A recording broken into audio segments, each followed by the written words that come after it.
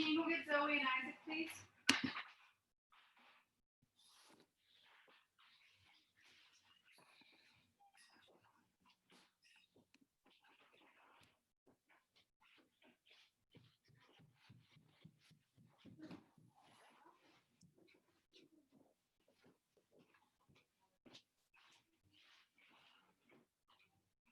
What would you like for dinner? Would you like? I don't know. Mom just told me to get here.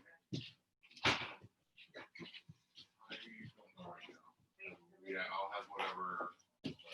Okay, what would you like for dinner? We're doing leftovers, put out the fridge. This is what we have on offer. We have soup, the chicken soup from the other day.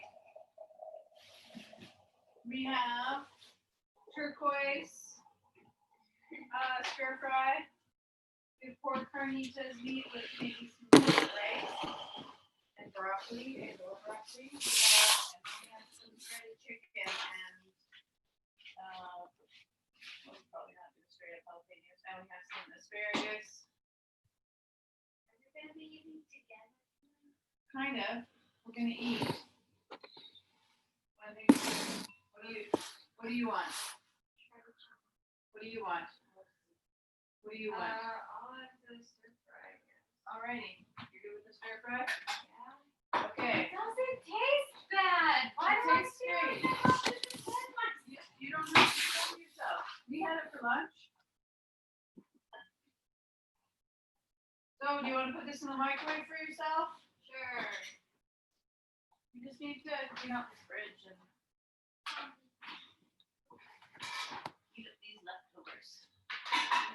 Be good stewards of the planet.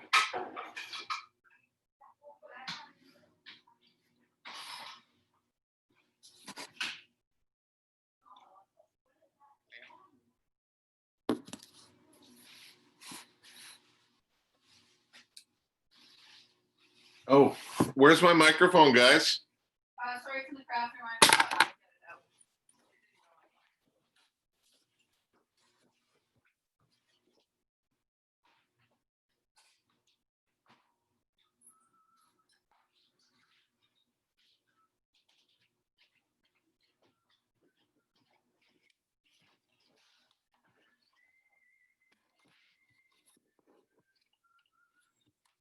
Isaac? Yeah. On the hot dog bun is good or with sourdough? Sourdough.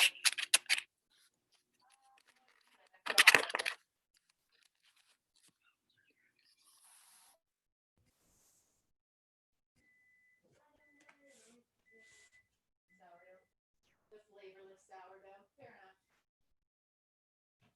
It really does need salt. Yeah. What do you need? Spoon? Fork?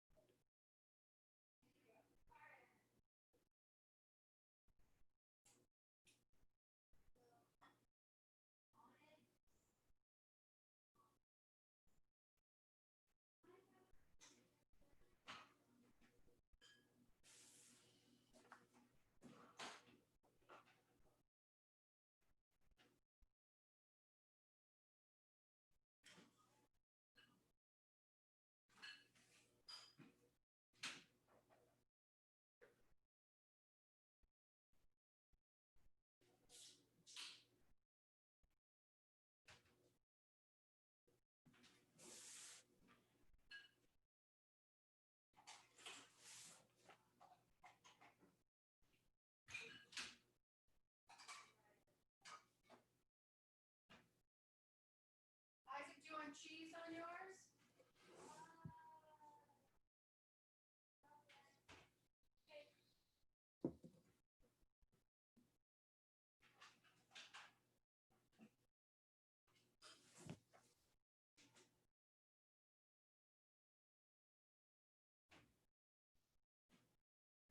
Simon, do you want a slice of sourdough with your soup?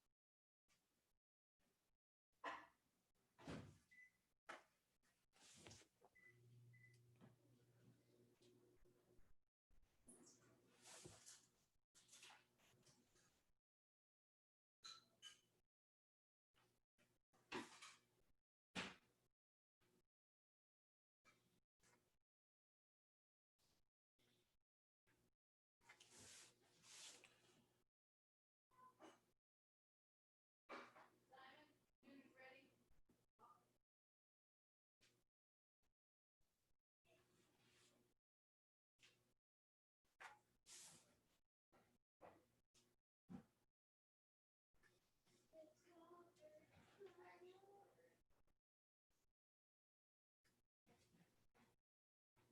What about the crust? The crust isn't butter.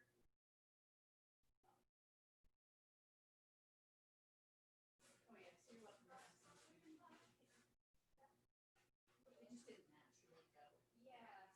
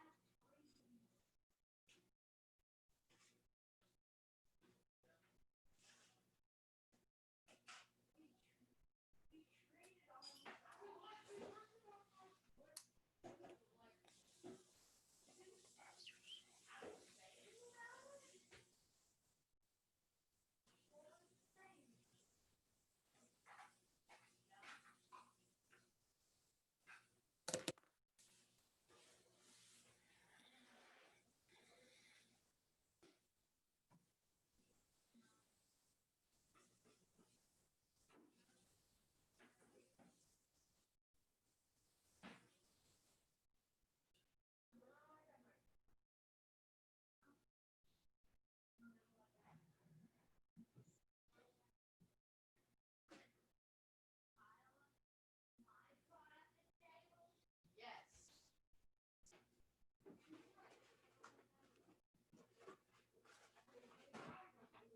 To wake you up, and I am going to wake you up. Even if it kills you, it's time for you to wake up. And I was sent here to wake you up, and I am going.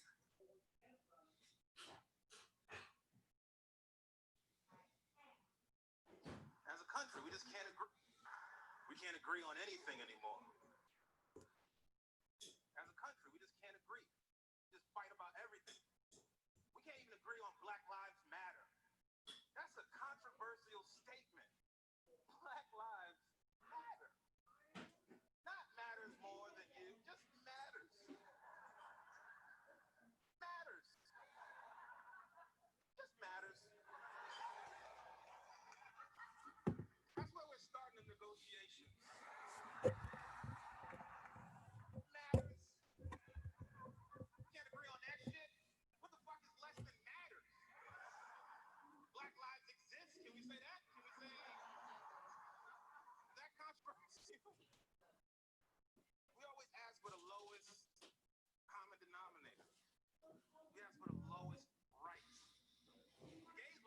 equal rights. Equal rights. Can you believe that's an actual stance you could have before equal rights? I mean, there's people out there saying, I think everybody should have the same rights as everyone else. And there's other people like, nah, son, I disagree. I just don't think so. Black people was fighting.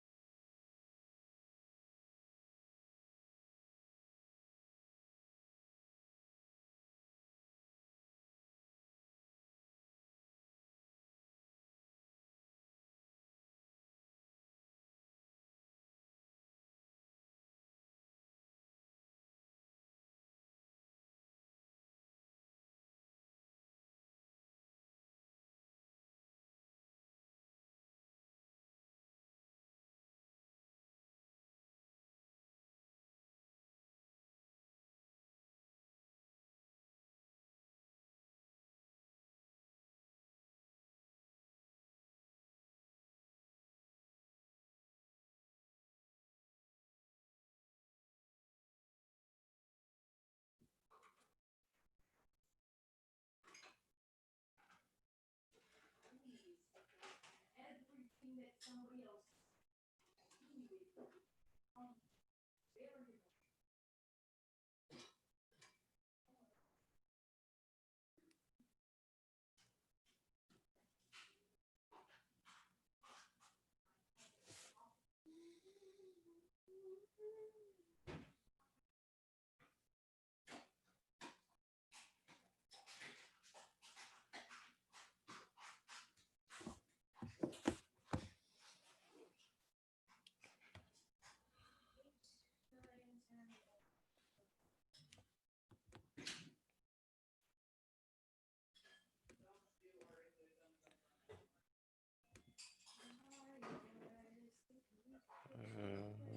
Unmuting you.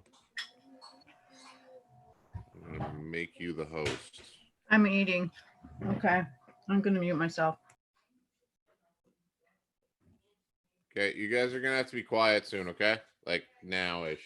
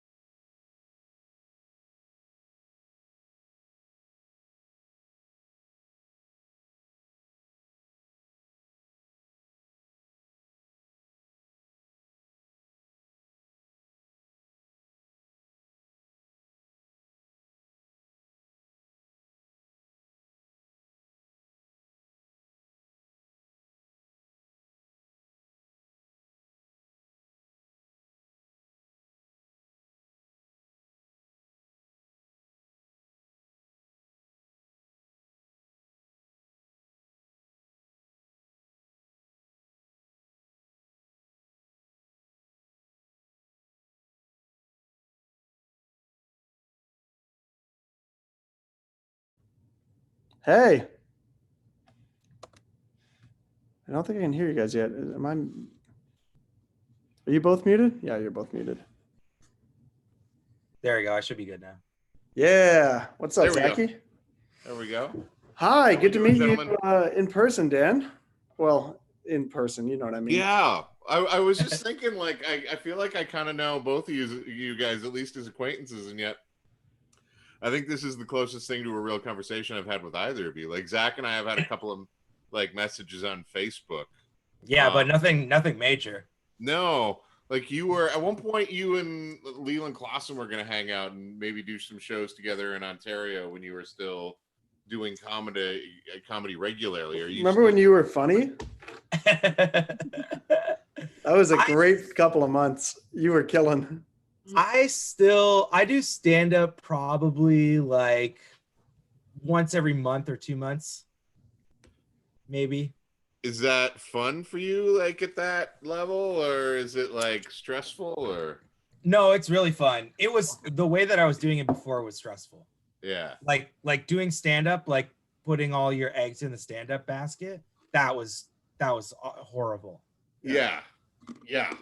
It's yeah, like a friend of mine just posted like a George Burns quote, and he was like, comedy is just like riding a bicycle in that it's very difficult to get paid well to do either. That's great. Yeah. Because that's the thing, right? Because I was doing it and like hi there, how's it going? Oh, This is my wife Teddy, by the way. Hi, She's Teddy. hi hosting Teddy, the nice to thing. meet you. This is Kevin, is Hi, Teddy. First Church, and then Zach McDonald's is coming in from Hamilton. So I know Zach is a comedian, and Kevin just has a book coming out in the next couple of weeks. So I don't know which is smarter between those two things. Like every time I see that there's like 8 million books on Amazon, I'm like, why would I vote? It's so much work for no one to read your thing. It's so much work to get a bunch of people to buy your thing and then not read it. But they will put it on their shelf. It's just my most time-consuming business card to be like, I could come speak at something. Here's a I have a book. book. It's a book. It has a title that's about church. Maybe we could talk about that. Like, it's kind of all it does. And, like when somebody said to me, like the average book sells like 700 copies or something like that. So if your book sells like 1,000, a publisher's like, that's cool, man. That's just like, Yeah, we're batting higher than that, but it is. I mean, the world's on fire, so that doesn't help. But yeah, it's definitely an interesting medium. But it was fun. Like I've done online stuff and touring stuff, and all that's great. And probably that's what I like the most. But writing was really a totally different kind of exercise. It was enjoyable. Yeah, I once wrote like I got about 35,000 words in. Like I just sat down and wrote 1,000 words a day for a month for like 35 days, and you can do that. Like 1,000 words a day is doable. Like if that, like it's not comfortable, but it's doable. And then at the end of it, I was just like, what am I? It wasn't that I lost the passion for writing. It was the idea of trying to sell it or conform it. And it was just like that. Then it just was like, this isn't fun. Like who's gonna. Yeah, I had to write 80,000 words to now have a 50,000 word manuscript. And it was like trying to sell it was when you're like, oh, my 80,000 words is 20,000 good words. And then like a lot of not good stuff. But the selling it has to be something you can find like enjoyment in, the like marketing of it, the convincing a publisher to take a risk on you and give you tons of their money and try to promote it. Like I kind of enjoy all that. At least I enjoyed it this time around. You pitched it to publishers first. Is that your? I wrote a first draft in 3 months. Over 3 months, I wrote a really shitty first draft. Then I edited it myself, hired an editor, had a friend edit it, and then we took that piece and made it into a proposal, and then got an agent. Like we did it proper. So got an agent pitched it, got it purchased by Baker Books, and they picked up 2 books. So I've got to write another one with them now. So we did it right. And like it ended up, it's way better of a book. There's going to be way more people that read it because of that. But it also meant that even though I only wrote for probably like a concentrated 2 years, it took about 3 years Yeah. to get to this point, because about a year of it was just getting a publisher to pick it up. Wow. Yeah, that's the thing that I have very little patience with, just because I have other friends that like I just see what you publish. Like I've seen how many crap you like how much crap is out there, and like part of me is just driven too much by spite. Like I started doing comedy because I went, you know, like I needed something to do, but I also like I went to an open mic and was like, I can do that. That's You know? every open mic I go to, I'm like, hey, I'm not the most unfunny guy. Like Yeah. this is, some of these are painful. Some of them are great. I mean, Some of Hamilton. some Zach, of the you- people, some of the people that do stand up shouldn't be allowed in society. yeah, sometimes you're like, oh, I think you're a bad person. I don't say that often, but it's No. Definitely. Well, the problem with stand up is there's no barrier to entry. So all you have to do is just sign up. So it's people who really want a platform, who want to do the least amount of work possible in order to deserve a platform, and they start speaking, and that's just a recipe for disaster. Yeah. And then also combine that with just like, and Sean LeComber is a friend of mine, but he's a comedian out here too. And he just said, like, he said something that just rang so true to me. Is like 90% of everything sucks. Yeah. Like, that's the real truth of this, is that, and 90% of what I make is not very good either. Oh, You just totally. But throw I it think- away. I think 90% of Canadian comedy sucking, that's way too low. It's way higher than that. You think It's it's a- higher than that? Oh, it's way higher than that. Like the amount of times I see good people, like I live in Toronto now, Yeah. and I go out to shows sometimes, and it's like there's good people, but it's few and far between. And the amount of comedians in Toronto is staggering. Yeah, well, and there's an arrogance that just comes along with being in Toronto, where people think that like, oh, I've made it, and it's like, no, you're just in Toronto. You just Like, no, man, they let anybody here. Anybody's Yeah, allowed to like- live here. you're from Wait. Binbrook. You barely moved for your dream. You Yeah. didn't like move to New York from like Florida. Well, You- and no matter where you go, because I've done comedy in LA, I've done it in Toronto. Like, it's not like they put somebody on the 401 being okay. Let me hear your 7. You got to go back to Barrie and work on that for another year. I'm going to make an appointment in 6 months. You can come try it again. They just No, let you They let in, anybody come. you know, and you know, so, and Toronto, like Vancouver, is one of those cities where people think that they've accomplished something just by showing up there, you know. But But unfortunately, Vancouver, I lived in Vancouver for a year, and I did comedy out there, and that scene was a lot more fun. yeah, It was good. It was smaller.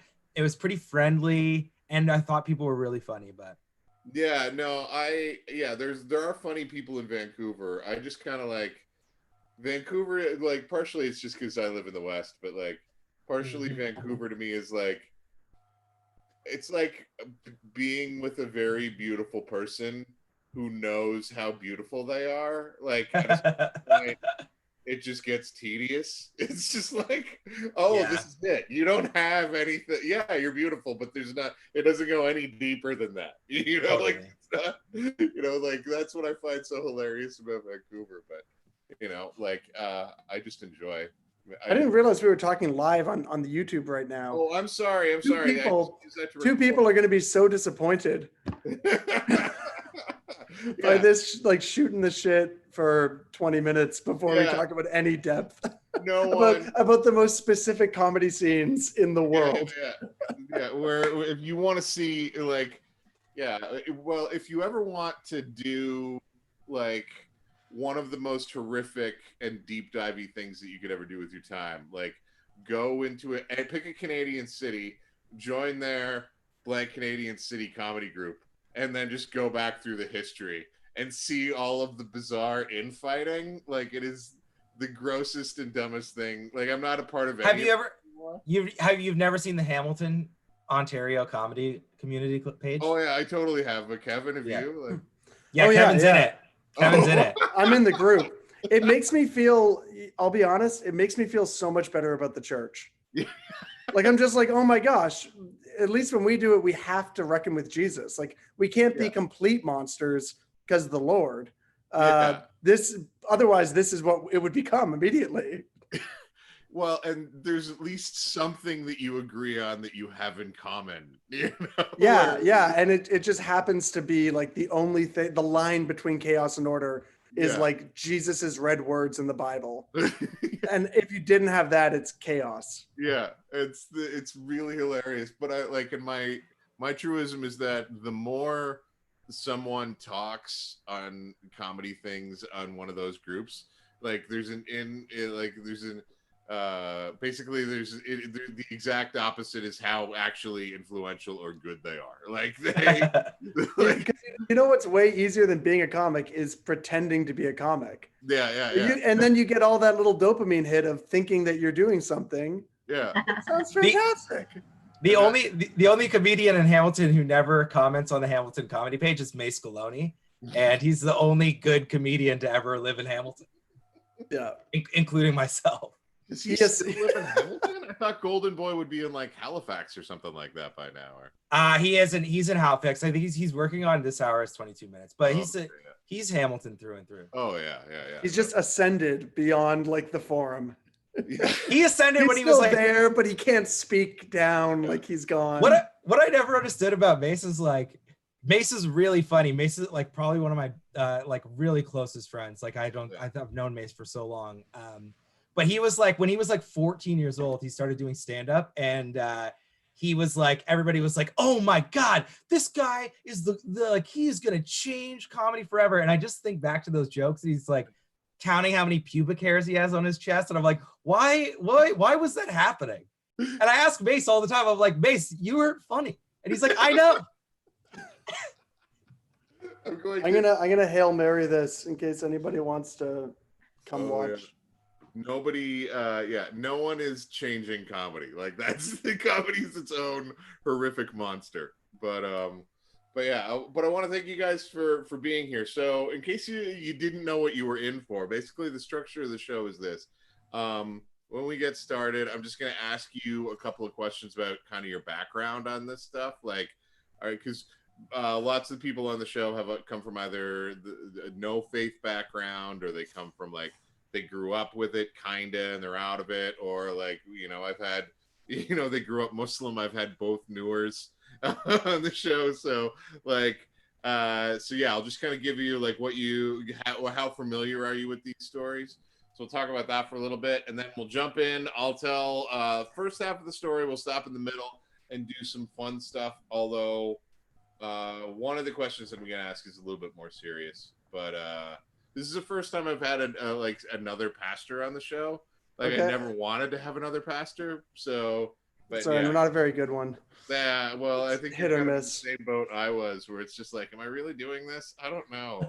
If I usually say if I didn't pastor the church I pastor, I don't know if I'd be a pastor. yeah, But the church I pastor is the best, so I can do this for a long time. I don't. Yeah, like it was one of those. Like I never feel less like a pastor than when I'm around other pastors. Like if I go to like one of those citywide meetings or a denominational meeting or something like that, I'm like, who are you guys? Like I don't even know you.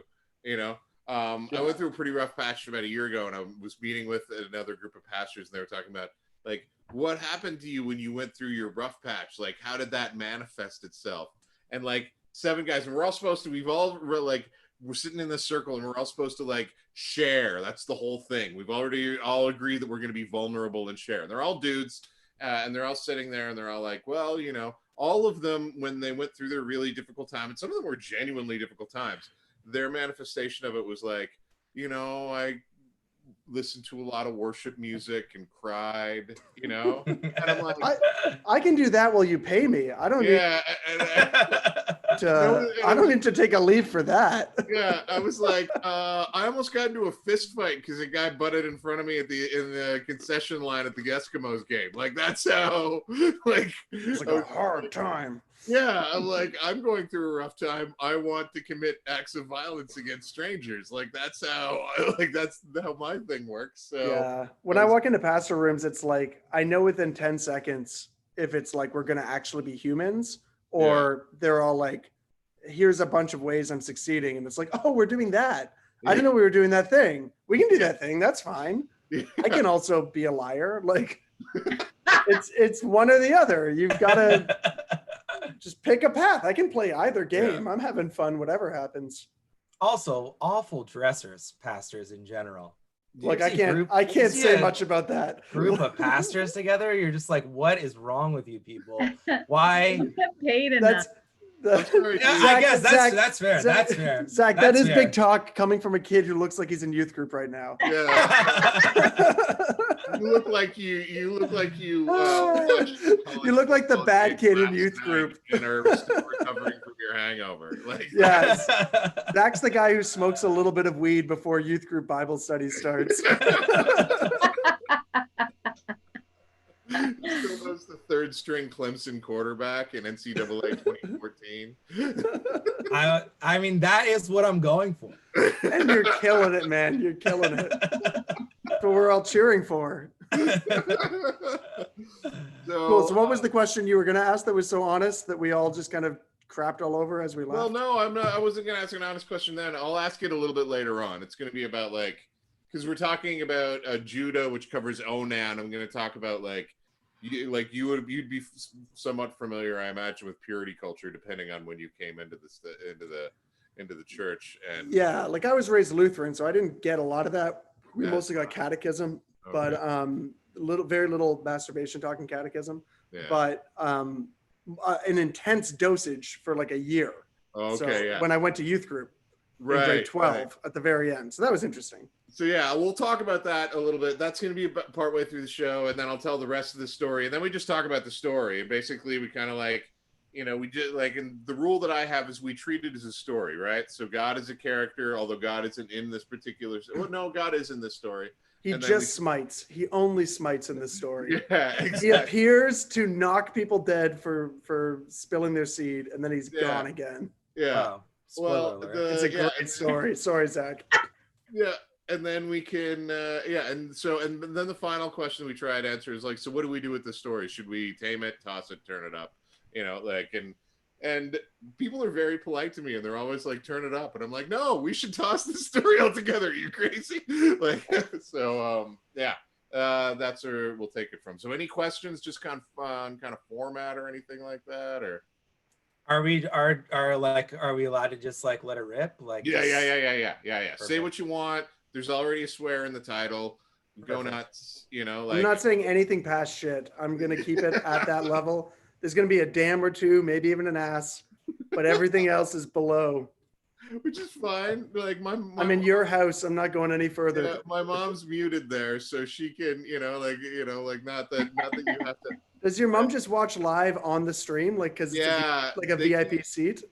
We have to mute them because they make a lot of noise. It's her and my dad. This is the only But they thing- don't watch on YouTube. They watch on Zoom to like, they don't want that 1 second delay. No, I don't think that I don't know how it worked out. Originally when I did this, I wanted to have like a bunch of people in the live room because I wanted to get more laughter. I originally conceived of this as a live show. Because Which just would be fun also. yeah, the energy would just be entirely different.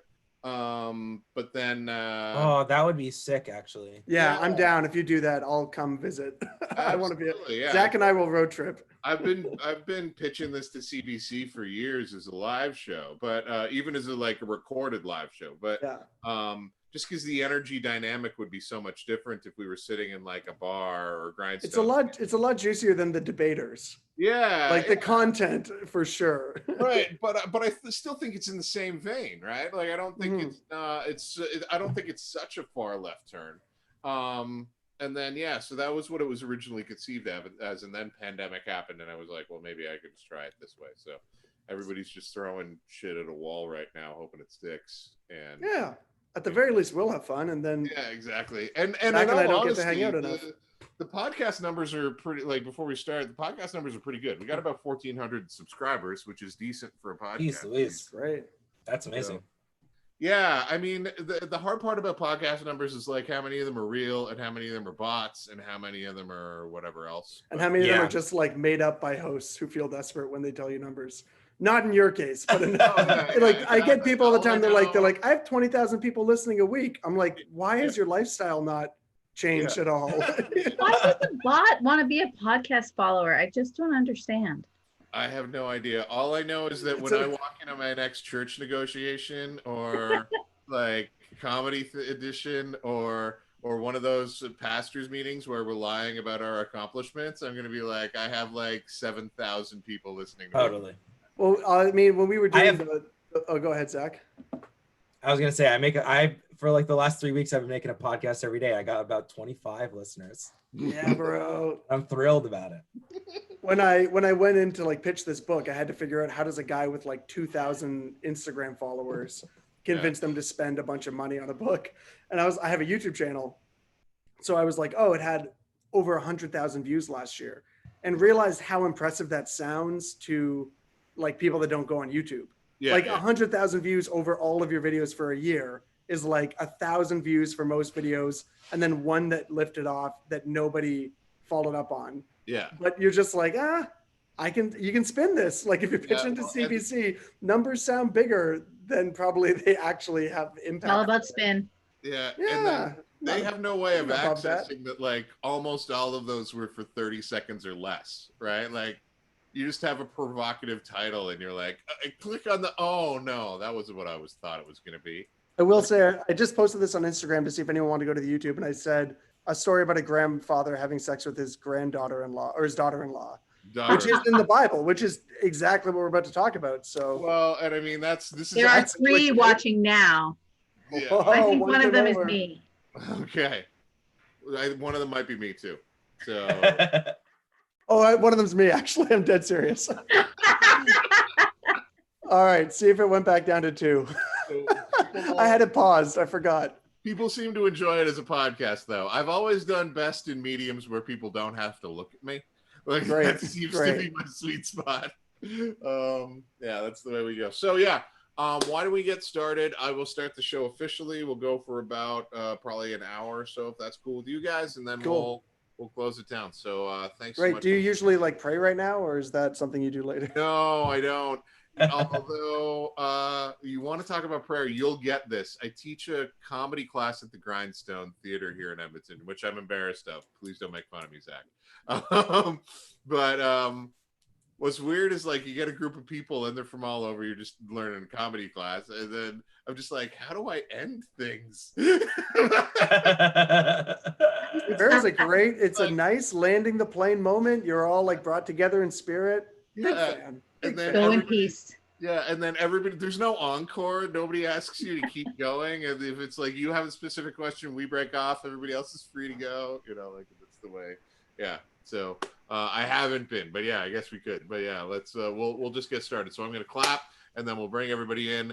And thank you guys for being here for Holy Shit. My name is Dan Taylor, and welcome to the show. It's been a while because we took last week off because the world exploded, and so I hope everybody listened to Tyler Burns and Jamar Tisby on the Witness Pass the Mic podcast from the Witness Black Christian Collective. Continue to listen to them. This is an important time for all of us to be listening to Black voices. So yeah, keep that up. We can't quit on this thing. So and it ought not to go away. So but we have to, because these podcasts aren't going to listen to themselves. We are going to keep going with our show, which is an adult Bible study. So welcome to Holy Shit. We have with us 2 guests, and if you've been here before, great. If you haven't been here before, the way it works is I tell a Bible story to hopefully a smart person, and hopefully a smart and possibly amusing idiot. And we figure out together what does this story possibly mean for us as a culture. And actually, I even think that this is important because one of the great tragedies, I think, and I've said this before, but in our society, is that the Bible is incredibly influential, and yet most people have never actually read it and know what it says, which puts us in a very dangerous position. So oppressing classes for the last 2,000 years have not really wanted the people they're oppressing to read the Bible. a big part of Nat Turner's decision to have a violent revolution was reading the Bible. He was taught to read and he read the Bible. Big part of John Brown's conversion to force him to have a violent revolution against slavery in the U.S. was reading the Bible. So when we actually read the Bible, we might find ourselves becoming much more revolutionary than we thought we were. So we're going to read the Bible with some friends today. The first friend that we have here is all the way from the beautiful city of Hamilton. Please put your hands together for the wonderful and lovely Kevin Mankins. Hello, thank you guys. Thanks for having me. It is Kevin Makins, but that's all right. I don't really care. But just thought I'd get that right out of the way. Yeah. Hi, thanks for having me on. Yeah, it should be fun. Now, you are the first pastor that I've had on the show, and you were actually a gainfully employed pastor, which I am not at the time. So thank you for being here. I'm a little bit nervous because you might know this stuff better than me. There's a chance, but it's not high. It's not high. But yeah, tell us a little bit about that. You're based in Hamilton. What's going on? What's up there? Yeah, so I'm a pastor in downtown Hamilton, Ontario. Live down here with my wife, my 2 kids. We've got a couple of housemates who live with us as well, and started a church community about 10 years ago with like 15 people who were on the edge of church, on the edge of faith. Some of them raised in the church, some of them had left the church, some of them very little to no church background at all. But wanted to figure out what that might look like. We were 23 when we started a church, which should have been a disaster, but it went decently well, actually. So we've just had this slowly evolving church. Gainfully employed. I mean, when I first started, it was like gainfully employed for like $5,000 a year and full-time work at a group home. But we have slowly evolved until we've become just a normal, ordinary church in many ways. We have committees, which is like the best if you never had committees and your whole church is artists and like hippies and people that are kind of disorganized. The day we got committees was like the greatest day. Yeah. So in a lot of ways now we are a little more established, but still lots of people who maybe wouldn't fit in other kinds of congregations. Lots of people on the edge of faith who are kind of trying to figure out what they believe, if they believe, how they believe. LGBTQ plus people who maybe don't have space in other churches to kind of not check themselves at the door, but enter fully into a church community. And we've just tried to make a space where people can come in and say, I'm interested in Jesus, I'm interested in his table, I'm interested in the Bible, I'm interested in being a part of this tradition, but I don't want to check any part of myself at the door or any part of my mind or even my emotional integrity at the door to do that. So we just try to create a bit of a non-anxious space to say, come into this, let's engage with this, see what God does in people's lives, but that's God's business, not really my business to micromanage. So we're just going to set the table and see what, I mean, I'm a little woo-woo charismatic. I'm trying to be more. So I'll say, seeing what the Spirit, I'm trying to kill the cynicism with the Holy Spirit. It's a slow death. Totally. But yeah, trying to own that, like, we'll see what the Spirit does with this. So cracking open a story and being like, we don't even know where we're going with this. Like, chef's kiss. No. That's perfect. That's awesome. Yeah. Thank you for being here. And I love that you've got a church specifically for weirdos. And one of those weirdos is very funny comedian who's also here, Zach McDonald. Welcome. Hey, Dan. How's it going? How's it Kevin? going, man? What's up? So, you're not happy to be here. Yeah, you're not doing as much comedy. You're studying sportscasting now too. That's pretty dope. Yeah. I'm in journalism school right now, and I write for a Raptors website, Raptors Rapture, and I have my own podcast, the Zachy Sports Podcast, which is kind of like it's like the intersection of sports and culture. It's like a funny sports podcast. So what's the dream? Is it like your own podcast on The Ringer, or is it like to be sidelined for somebody, or like what's the? Yeah, like my own podcast for The Ringer is the dream. Like that's the literal dream. That's kind of like I got into like Grantland back in the day and all of those guys, and I followed like Bill Simmons through that. And I was doing stand-up for a long time, like I think for 8 or 9 years. I like made a comedy special, I put it out, did a living room tour across Canada, and then I just realized that I just didn't want to do it anymore. And I also ran out of stuff to say. I told this like really big story of my life, and then I was just I just didn't have anything else to say.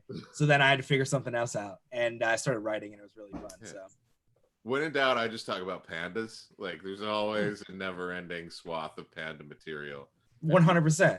People are more than willing to talk about pandas. Like, like Every time I still do stand up every couple of months, and now it's just all dating. That's all I got. Nice. That's also sounds like its own fresh hell. Oh, you don't even know the start of it. Kevin does. I know a little bit. I told Zach Well, recently also- I can't get emotionally invested in his love life until he's been with somebody for like 2 months. Because it's just dating.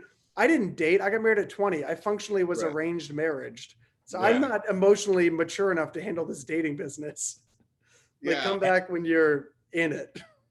And I'm just like, I don't know what's going on with me right now, but it is just cycling through. I'm trying to work my way through the entire city of Toronto, just like respectfully dating people. Like, I'm not like being a deviant or anything like that. I just like yeah. making charcuterie boards for girls and dumping them 2 days later. It's horrible. And dumping the board just all in the garbage. Yeah.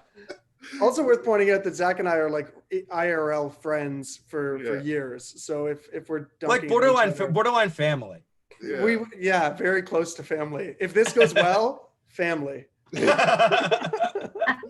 Well, which is part of the fun of the dynamic that I wanted to have you guys on for. I like it when people know each other. So, and this puts me at a disadvantage because you guys know each other already. And every time I've known the story, I've known the people more, and I feel like I'm in the power position. And I think that every once in a while, I need to put myself not in the power position because I think it just makes me a more interesting person to know. I mean, your wife and mother are here also. So I think we you still got know the each numbers. other. yeah, but you don't know my wife and mother enough to know that they're going to take your side on any. Yes. That is offside. Amazing. But so today we're going to talk about the story of Judah and Tamar, and I wanted to ask you guys. I mean, Kevin, you already said that you're kind of part of a church. You're in a church. That's kind of like the community in which you've placed yourself. Did you grow up with that? Was that like always in your head? Did you grow up with Bible stories specifically, or? Yeah, like I was raised in the Lutheran church, in a very like kind of smaller church, 80 people or so on a Sunday, lots of older people, very few people my own age. Loved it. No, I didn't love it. It was an old boring church, but I loved the people. They were nice. I had great Sunday school teachers. We learned the kind of felt board version of the Bible stories. And, the church wasn't afraid to ask the hard questions, but it was never like, they weren't afraid to ask the hard questions and then immediately give you the only answer, which is not how you should read the Bible. But, more power to them. They're just trying to make it. They're just trying to survive. But I think that, questions probably was less power to them if that's the theory. I'm actually going to say. Zach, I'm gonna push back on more power. No, they're that's doing bad things. More power to them. Like They're no, doing bad no, that's things. not It's how just- it works. sweet old Mrs. Francis being like, I don't know, it's guided me well for 90 years. Like, I'm not Yeah. changing my mind now. So I think I was always a kid who asked a lot of questions. Like, that was always a thing for me. It was like, no, like let's ask another question. No, that doesn't make any sense. No, Yeah. where is it going? Why would that story be there? Why does it suddenly jump to a different story in the middle of that one story? Yeah. And wasn't till I went to seminary, I was going to say a long time later, but now it wasn't that long later. I was like 21. So Right. the older I get, the less later it was in my life. It was kind of like, oh, I was pretty young then too. But I had some professors who really would crack open the Bible, and especially the Old Testament, and the gospel writings, which are very old, which are Jewish writings. Yeah. And we're like, here's how you read Jewish literature. And what you don't Right. do is prescribe what it says and then shut it up. Like Right. you have to let it make you uncomfortable. So that's when I started actually really liking the Bible. Yeah. And being like, oh, this is good. Like, even if I don't believe a word of it, it's Yeah. good. Now, the fact that I happen to think it's got like real truth in it makes it even more compelling. But like, just as stories, I see why these things endured. Yeah, I think that thing's really important. That just we can leave the belief part out of it. In some ways, that's the least important question. It's like, what does this say? You know, like none of us are sitting here going around being like, well, I can prove that Batman could have swung from building to building on his gunnable cords. You know, it's like, that's not the point of the story. You know, like if that's the only, the first episode we did was Jonah, and it's like one of the first things I said was like, if the point of the story is can a human live inside the belly of a fish, you've missed the point of the story. Like, not a question. Yeah, like when someone does that at like Comic-Con, you're like, shut up. Like, you know, when they're like, well, actually he couldn't swing. It's just like, no, like that is, if you're telling a story and somebody interrupts you in the first 5 seconds to explain why it may not work like that, you don't want to tell that person the good story. No, it's not the point. So what about you, Zach? Did you grow up with this kind of stuff, or was it part of your life when you were a kid, or in any way? No, not really. My family is like extremely loosely Irish Catholic, but like Right. not even church every Easter and Christmas, like maybe 6 or 7 times through my whole entire life. Okay. And then in my teenage years was like pretty hardcore atheist, kind of like very typical like stand-up comedian stuff. Started to listen to like George Carlin and Bill Hicks, and I was like railing against religion in my mind. And then I went through a brief period where I was smoking a lot of weed and getting really interested in like Eastern spirituality. Okay. And then I started practicing yoga 5 times a week. I went to India, had this horrible experience in India, but I was just really like spiritually thirsty for something. Right. So I went to this coffee shop down the street from my house. There was a lady there, my friend Anne, and she said, hey, I go to this cool church because she heard a little bit. She had seen me do stand-up like a few years earlier, and it was really just like very offensive and just like very raunchy. And it kind of like, it wasn't me, but it was like the show made her like get up and like leave the room. And then like later when comedy shows would happen in bars that she was in, she would preemptively leave. Yeah. And then I lived in the neighborhood, so she opened up this coffee shop, and I used to walk in front of her coffee shop, and she used to think to herself like, oh, look, it's that fucking guy. And I would have just like smoking cigarettes and have like a bag from the LCBO. And she's like, you know what? I'm in this neighborhood, but I'm glad people like that never come into my coffee shop. Because I grew up like in like Hamilton, very blue collar. Like I was just a blue collar guy. And then I started going to the coffee shop, and I was like a different guy. And she's like, oh, what happened to you? And then I explained this whole story about India. And then she says, yeah, like I go to this cool church, and you should come sometime. And I'm down for whatever. So I said, yeah, I'll go. And that's Kevin's church, the church that Kevin started, Eucharist.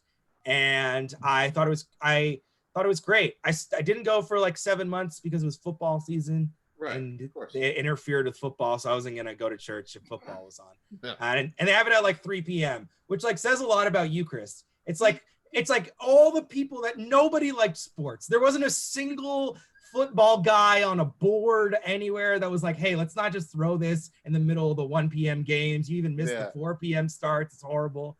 But once the winter rolled around, I started going, and I loved it. It was great. They like let gay people go there, which I thought was cool.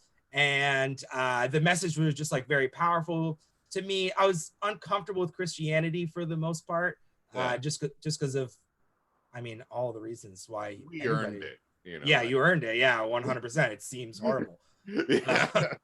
All the stories were bad. We earned all the wearing. Anybody's like, why don't people like us? Well, do you have about 7 weeks? Like that? Yeah.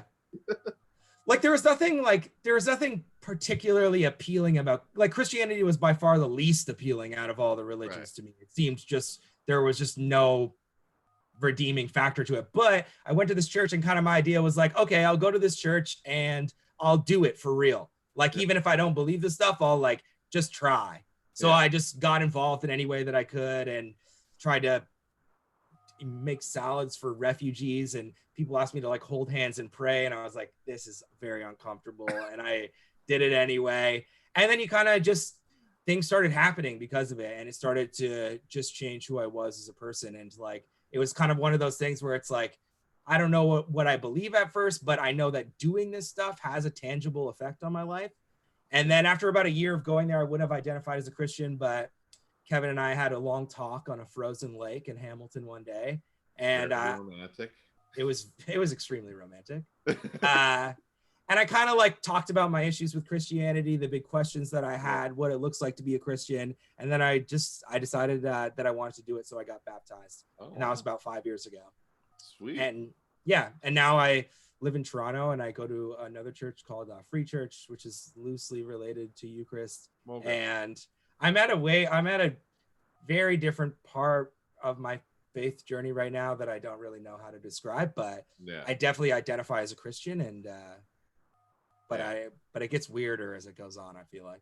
It doesn't stop getting weird. I think this show's interesting because like for Zach and I, comedy and like public speaking was such a bond of like even our friendship. Yeah. Like the day he got baptized, after that, like the community baptized him, it was like cheers and excited. Then we hopped in the car and went and saw Mark Maron in Toronto, like that night. And it was just like, oh, like all of this, like sitting around and talking about what's true, saying things to figure out if they're right or wrong, like kind of just saying it and trying it. Like there's so many overlaps between comedy and preaching that I think that we kind of had this perfect marriage of like, oh, we've each been doing this in different spheres. Yeah. And now like this friendship's going to transform both of us in Yeah. different, and I see that as kind of God's work is like kind of this work of taking worlds, and the collision makes both sides new. Yeah. I mean, And Kevin and I, like, we just like really see things a lot on the same page as far as like spirituality and like with comedy and how those two things come together. And it was really easy for us to kind of vibe on that. I think it's interesting. It's like when I started doing comedy, like I didn't do it as a mission. I did it because like I was doing full-time pastoring work for the first time, and I was like, oh shit, I don't know anyone who doesn't believe exactly what I believe. That's not cool.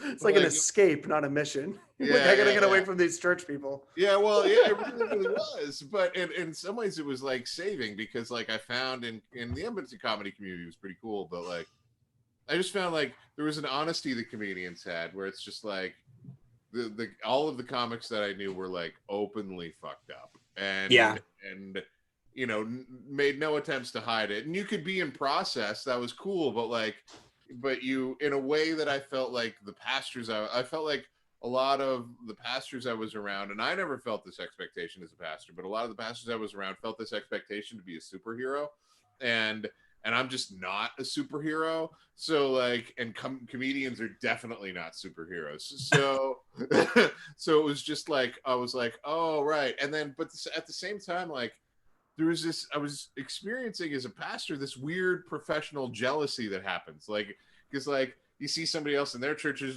taking off and like having success and like doing things that I want to be doing, and it's not happening for me. And we're never supposed to talk about that out loud as pastors. Whereas a comedian, you can be like, well, why are people laughing at the joke? I hate that guy. You know, you could at least be open about with that part of yourself specifically. And that was just a really specific part of myself that I was just like, I found a home in comedy where it could be like, I like you, you're a friend. I'm jealous of your success. Whereas like in pastoral world, like you weren't allowed to do that. It felt like, you know, like that was like a bridge that couldn't be crossed to be like, or even asked, you know. So yeah, it was those were the coming together of those two things was really, I think, saving for me in a lot of ways, just as a human. But And we should, And it was really, it was interesting for me because I had the exact opposite experience with church, where like my entire life I was only around fucked up people. Like that, Right. Those were my people, and I was openly fucked up too. And I was like, you know, like my stand-up was about like having like weird threesomes with like my comedy friends, and I grew up in like a really rough situation and all this kind of stuff like that. And then I went to church, and for the first time in my life, I met like people with their lives together. It was insane. I was like, these people, first of all, the craziest thing was like, people are like, they're like whatever, like 17 years old. They're like married, have a house. They're like have 3 kids somehow. all my comedy friends are like 42 years old, living in their parents' basement, like doing the exact same shows that I'm doing. I was like, people were inviting me. There was like potlucks. Potlucks blew my fucking mind when I went to church for the first time. I went there and there was like, and I didn't bring anything because I don't know how to even. I was amazed that I got there. I would bring a chips or a pop, but it was like people were making food and they're just like, have it, or just people just let you into their house and they're just giving you food. And you're like, I wish I would have known about this earlier. I've been hungry for so long. You mean I could have like studied in high school and somebody would have helped me with that? I literally didn't know that was one of the options. Yeah. Yeah. I was just like, oh, you just drink until you make big mistakes, and then you smoke cigarettes until you start drinking again. And that was what life was. And then somebody's like, no, you could like go for a walk. I think too, like what's interesting, Zach, like you've made jokes like this for so long. They're so funny to me from like more of a church perspective. But I think that if you had walked into, this is not like oh, our church is like the good church. Like we're absolutely not the good church. Just the only thing we're good at is being honest and people being like relatively trying to have their lives together. Like, right. But I think if you had walked into certain churches where it was like the presentation of a life together, but not the like substance, that you would have bucked against that super hard. But it was I think it was that like, I don't have it all together, but I'm trying. And these people help me try. Was like the kind of, I think is like the only thing our church is good at is being like, we're really trying, but it's still pretty shitty. And I think that was probably what you needed at that point in your life to like click something through. Well, totally. I think there's like, there is a point where it's just like, it's really helpful sometimes to watch other people just white knuckle life. Because there are times when all of us have to just white knuckle it. We just got to like, I have no idea what I'm doing. I'm putting one foot in front of the other. I would like someday to be a responsible adult. I think this is going to get me there. And I'm white knuckling right now. Whereas like in comedy, you have people who are like, I'm not even trying for that anymore. That's a concept. I do comedy so that I can just travel around, never engage in real relationships, and drink myself into oblivion every night.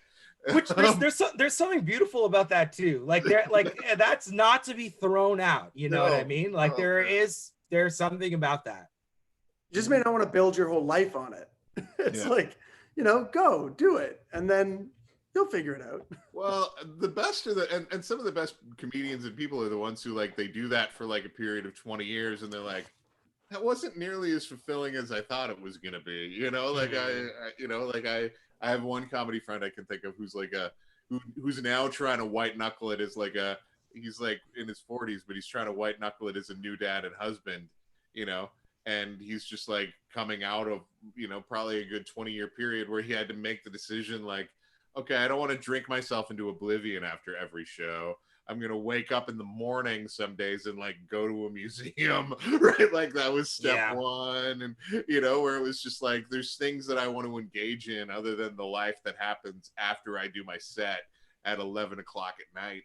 And, and like there is that, but just to know that there's options, like you can do that. You don't have to do one thing or the other. So, because there's a lot of people that are like, if I'm going to be a comedian, I have to be like living at the edge of like, some sort of Sam Kinison reality all the time. And I'm like, no, that's not good. That's a good way to die quick in a Camaro accident. And but that's not a great way to live your life until you're 80. So yeah, it's well, I'm loving the dynamic here with you guys. This will be fun. So we're going to tell what I think is like one of the weirdest stories in the Bible, with one of the weirdest but least talked about incidents, and we'll get there in a moment. So, and also strangely, one of the most influential stories in the Bible, like in a way that we don't think about it being very influential, has been extremely influential. So this is the story of Judah and his daughter-in-law, Tamar. So Judah gets to a certain point in his life, and the story that happens immediately before this, Judah is living with his 12 brothers and his dad, Jacob or Israel, and they're all living together in this kind of nomadic colony. So it's very close-knit family. And then they have a run-in, which is another completely weird story, where Judah's older brothers murder an entire village worth of men as they're recovering from their circumcisions, and causes some weird interfamily conflict. So right after that story, we can tell that story another time, but right after that story, Judah sort of is like, I think I'm gonna like extricate myself from the family for a little bit. And he goes down and lives in this place, not a little bit away from his family, called Adullam. And while he's there, he meets this guy, and he marries a woman there, and he has children. So he's living in Adullam, away from his family. He marries this daughter. We unfortunately don't know her name. We know her father's name, which shows you sort of like what level of patriarchy we're at this point in time. But he has 3 sons. Oldest one is named second oldest is named Onan, and the third oldest is named Shelah. Now, gets to a certain age, and Judah finds him a wife, and her name is Tamar. What the Bible tells us that did evil in the sight of the Lord, so God struck him dead. Now we're gonna come back to that later, but I want you to hold. But that's the only information that we're given, is that did evil in the sight of the Lord, so God struck him dead. So part of the custom then, which was relatively common, was that if you were a man who died young, it would be your brother's responsibility to give children to his wife. That way the family line would be preserved. The woman would be ingrafted into the family through the birthing of children, and then she would maintain her status in the family via the family line. This sounds really, really weird and uber patriarchal to us, but then it wasn't actually.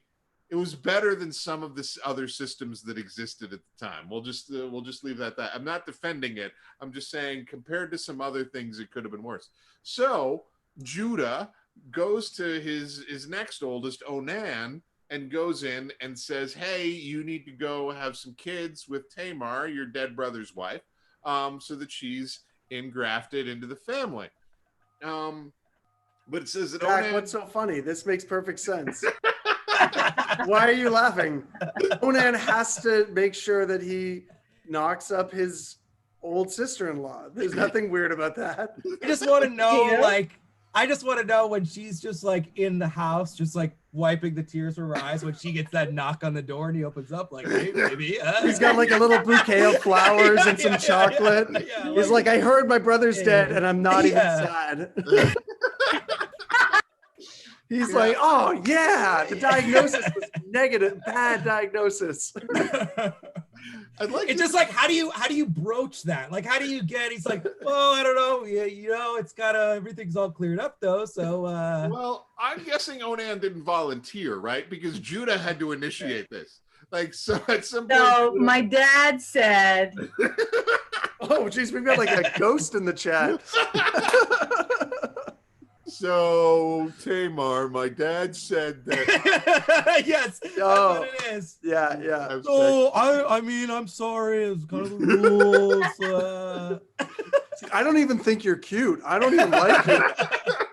It's not for that. It's weird for me too, but so But pretty Oh. common. yeah, relatively common. Yeah, so we don't exactly know how it goes on. And the beautiful part about Bible stories is imagining the in between cut scenes where it's like, excuse me, but what we do, so Onan, but what the Bible tells us is Onan for some reason did not want to do this, and it says anytime that he went into Tamar, he would spill his seed on the ground. So God struck him dead as well. Now, again, hold on to that. We're gonna have a conversation about spilling seed on the ground and the dynamics of that, because that is where this story becomes one of the most influential Bible stories in history. So Tamar Buckle is up. Judah at this point is like, okay, things, Tamar, aren't going that well for you as part of our family right now. And I have another son, Shelah, which, I'll pronounce Shelah, not Sheila, even though it's spelt that way. It's Shelah. But we will. He's not really probably ready for this right now. Why don't you go live as a widow in your dad's house? And then when he's old enough, I'll send him along and things will be taken care of, as they are. And Tamar says, cool, and goes back and lives with her father's family. Now, couple of questions about this. I want to circle back to before we get caught up in all of the Onan stuff. The Bible very specifically says did what was evil in the sight of the Lord and was struck dead. And I would like you guys, as people who are somewhat familiar with this, what did do that got him struck dead? Like, I just gotta say, my favorite part of this is watching Zach's face as he hears an obscure Bible story for the first time and realizing that he doesn't even know that wasn't the weird part. That was the setup to a punchline that has not yet occurred. It is already. I like the good thing. Like I'm becoming Christian when you're older. It's like you're like, I'm just gonna skip a lot of the weird ones. I'm just gonna mainly focus on the big ones. We'll hit those up and. When we would talk, it's like you just go to Jesus. Like take the rest of your life to find the fun, weird stuff, but like don't model your life around Onan. So, but by this point in the book of Genesis, and this story takes place in the book of the Genesis, we've already seen someone kill their brother. We've already seen someone threaten to kill entire races of people and families if he is in any way attacked. We've already seen the entire destruction of the planet by flooding it. We've already seen whatever happened between Noah and Ham. We've already seen multiple murders. We've already seen multiple sexual assaults. We've already seen multiple attempted genocides. What on earth did do that was so bad that God was like, oh, you're dead. Oh, man. Like, you have crossed the line, sir. Like, you, sir, have crossed the line. And, like, yeah, I'm wondering, like, I don't know about you guys, but every once in a while I imagine some, like, John Wick reality where, like, where, like, we have the stereotypical angry, judgmental Old Testament God, but then is like, screw this puppy, and, like, kills it. Yeah, I feel like just, like, read Harry Potter or something, and then got struck dead. Like, yeah. It's just like, what did he do? Yeah. It was something. I'm fascinated by what her, like, that's one of the first, like, top 10 Yeah, questions. it seems like, why would they be so specific in other places and just very vague at this one specific juncture? Yeah. I mean, I do feel like it's setting it up. Like a question that I was always taught to ask when you're reading the Bible is, what were they trying to say and what weren't they trying to say? Right. And to enjoy what weren't they trying to say, because it's fun to talk about, but to not stress about it. Like I think there's a certain amount of, like, you tell a story, like, and then God killed him. The second guy comes, like, there's a rule of 3 in this story, right? Like, there's a setup that is being told by the author and probably, like, honed over time. Like, these were being told around the campfire for generations before written down, maybe thousands of years. So I feel like maybe at one point there was this long detour about what he did, but then the author's like, it loses momentum. He sinned and God killed him. And I think an interesting thing about us now is, like, we the understanding of God at that time, I think, was a lot different than the one that we have right now. So, like, we in our culture right now, and especially as, like, outside observers of stories, we can't help but personalize God. And I don't think God was as personal back then to them as it is now. I think, like, that was a very uncertain time. There's no internet, there's no Google, there's no books, there's no anything. Nobody knows anything that's going on. So I think a lot of things were just kind of like, God did that. And it's just like, that's what we're going to go with. That is what is going to help us move along the path here. Yeah. This is almost like a God as, like, force of nature in parts of the Old Testament, where it's just like everything that happens is God, and exactly how you sort that out is another question. But there's this reality of, like, just God's just doing stuff. And it's often this very, like, who did that? Why did that happen?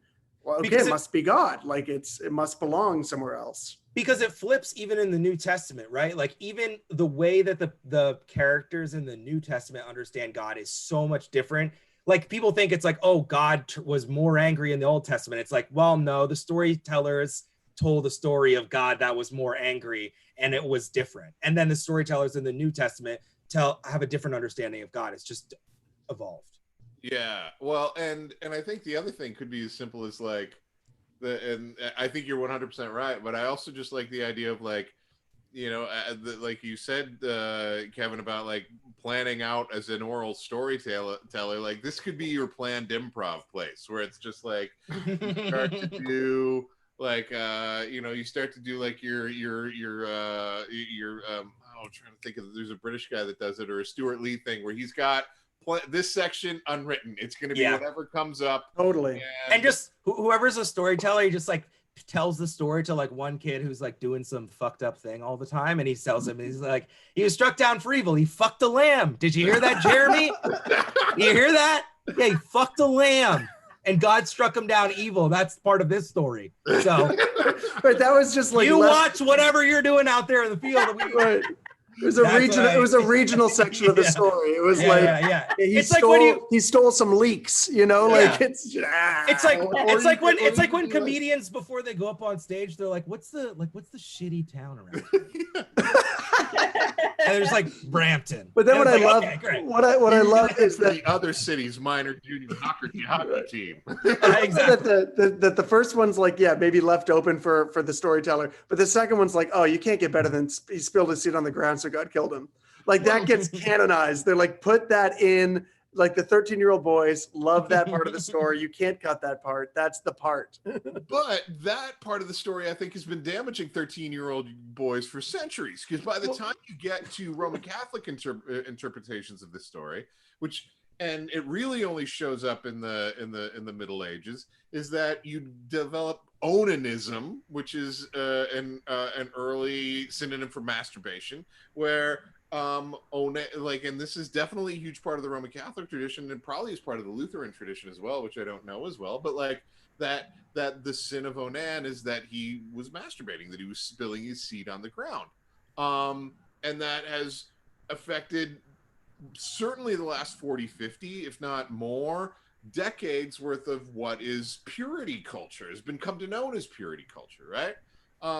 The only problem is with that is like when you actually read the story, that's not what it sounds like. It doesn't sound like Onan was off on his own in his own tent, you know, having his own thing going on. Like it's whenever he went into her, he would deliberately spill his seed on the ground, right? Yeah, this guy's jerking off in the neighborhood. He's dropping his seed out like in front of the corner store.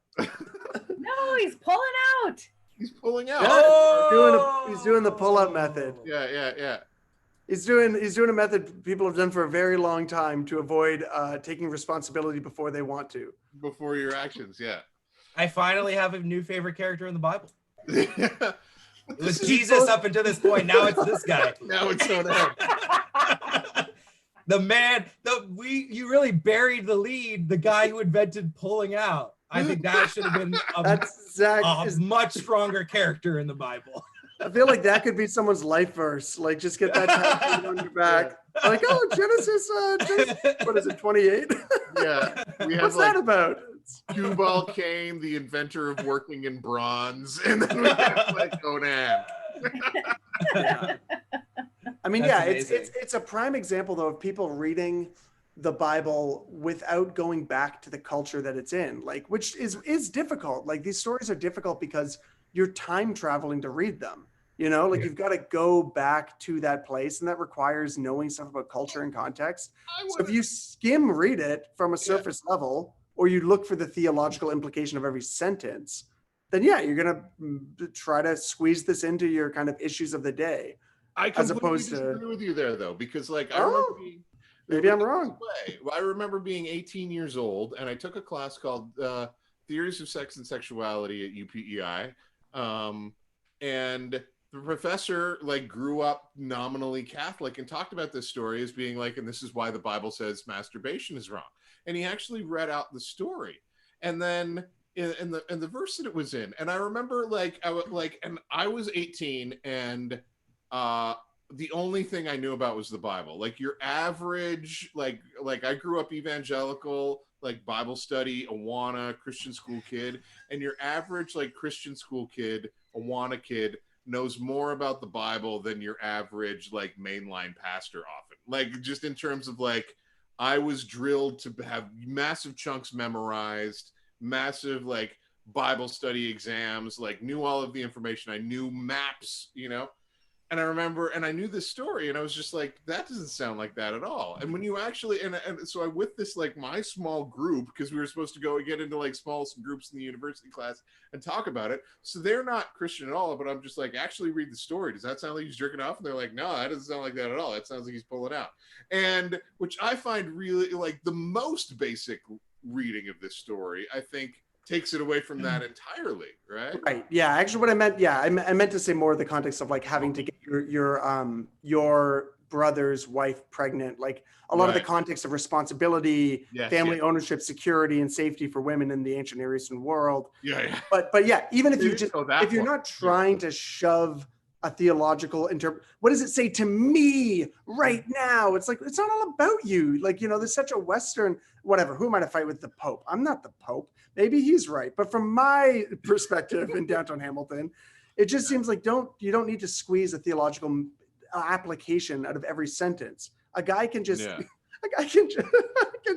you know, pull out, and that is part of the story. It's fine. Yeah. Well, or you don't need to like a specific individual, like, and then universally applied too. That's the other thing, right? Because what's happened is they've taken this thing to universally apply that masturbation is wrong, or even the pulling out is wrong, right? Where it's like, but rather not enveloping and taking care of this woman who is vulnerable. Maybe that was what was wrong. Yeah. Yeah, what we choose to particularize is very telling of what we value culturally.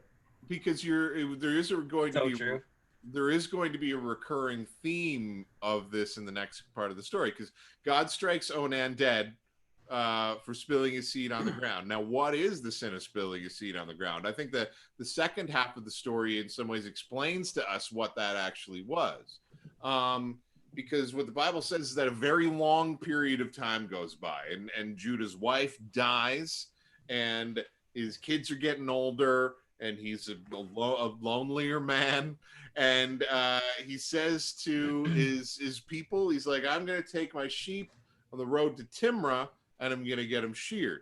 And what you seem to infer as we go is that what happens in Timrah stays in Timrah. And so he goes there, and he's on his way. And then Tamar, his daughter-in-law, who's been sent back to live with her own father, she's doing the math in her head that like Shelah is old enough now that if things are going the way they ought to according to the custom of this place, that he ought to be, you know, she ought to be brought back into the family at this point in time. So she goes to check things out with Judah as he's going on the road to Timrah. But rather than just going and speaking to him and confronting him directly, she gets out of her mourning clothes, and she MOURN mourning clothes. Sorry, like not just like the pajamas we all wear in the morning before the day starts. I'm glad she did, because listen, you don't want to be messing around with anybody in mourning clothes. Yeah.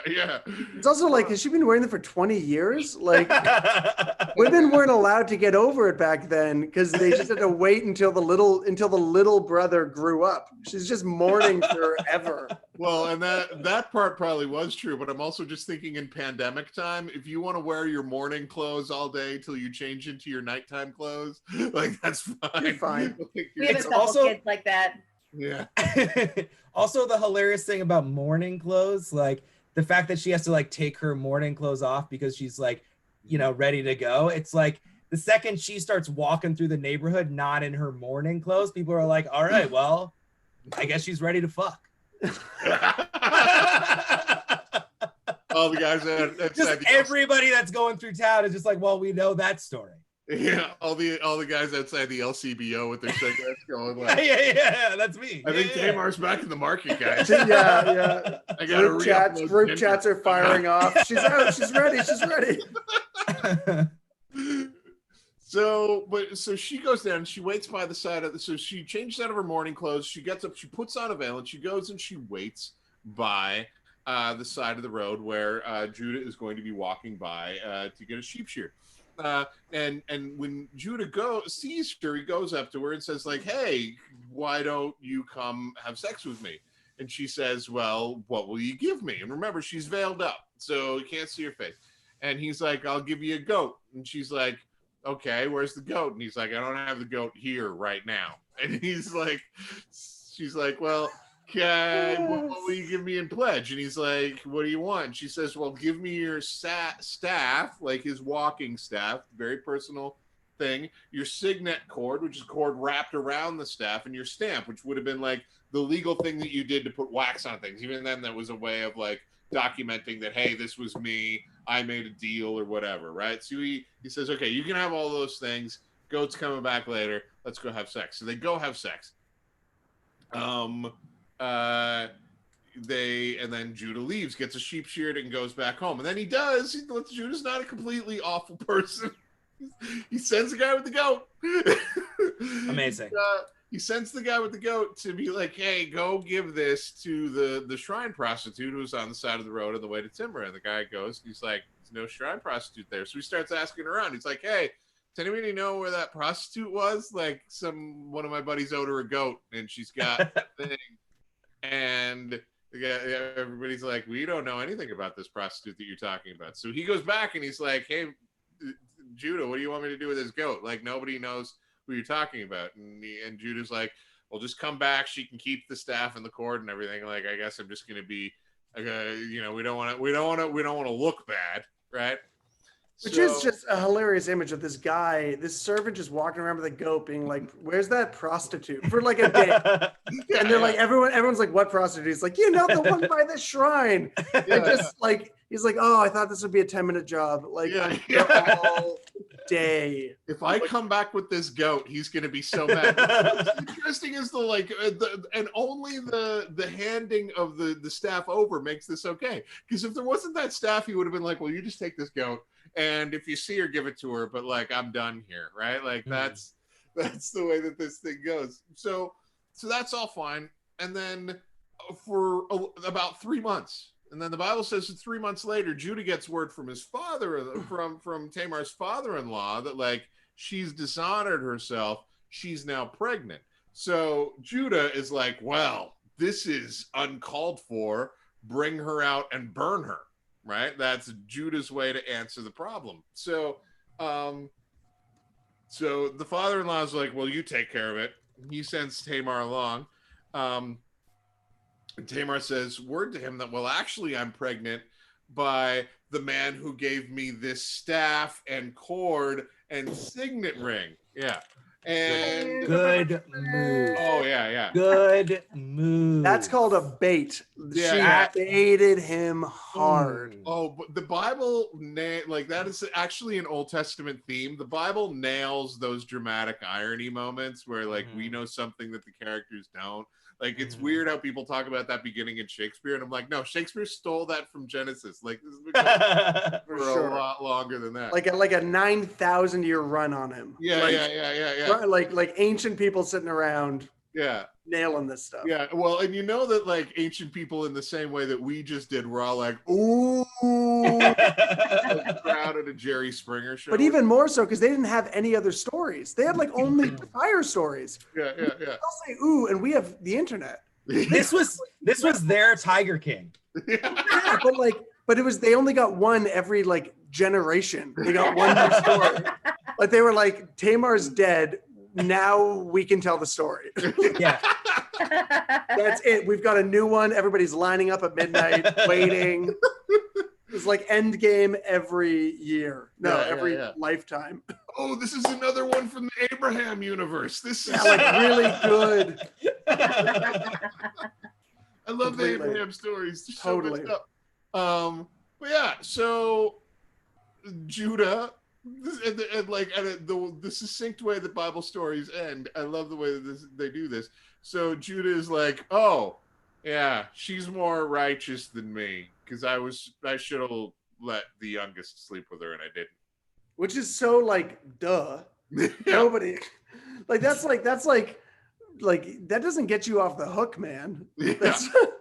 That's like, I don't even know if I want to. It was like when Kevin Spacey sexually assaulted all those people, and he was like, "Also, I'm gay," and you were like, "No, totally That other doesn't- thing." That doesn't Totally. make it okay. Yeah, he's like, "Oh, she's really a good person." It's like, yeah, and you still did a horrible thing. Yeah. Like, it doesn't Well, let that you off Kevin- the hook just because she's a good person. That Kevin Spacey one was so weird because I felt like everybody in North America was like, didn't he already do that? Like, didn't he know that?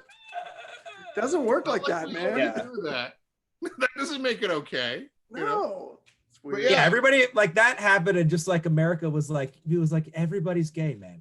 I don't know why. I don't know why you're bringing that up. We're all gay now. Well, and even it's like I remember when Ricky Martin came out, and everybody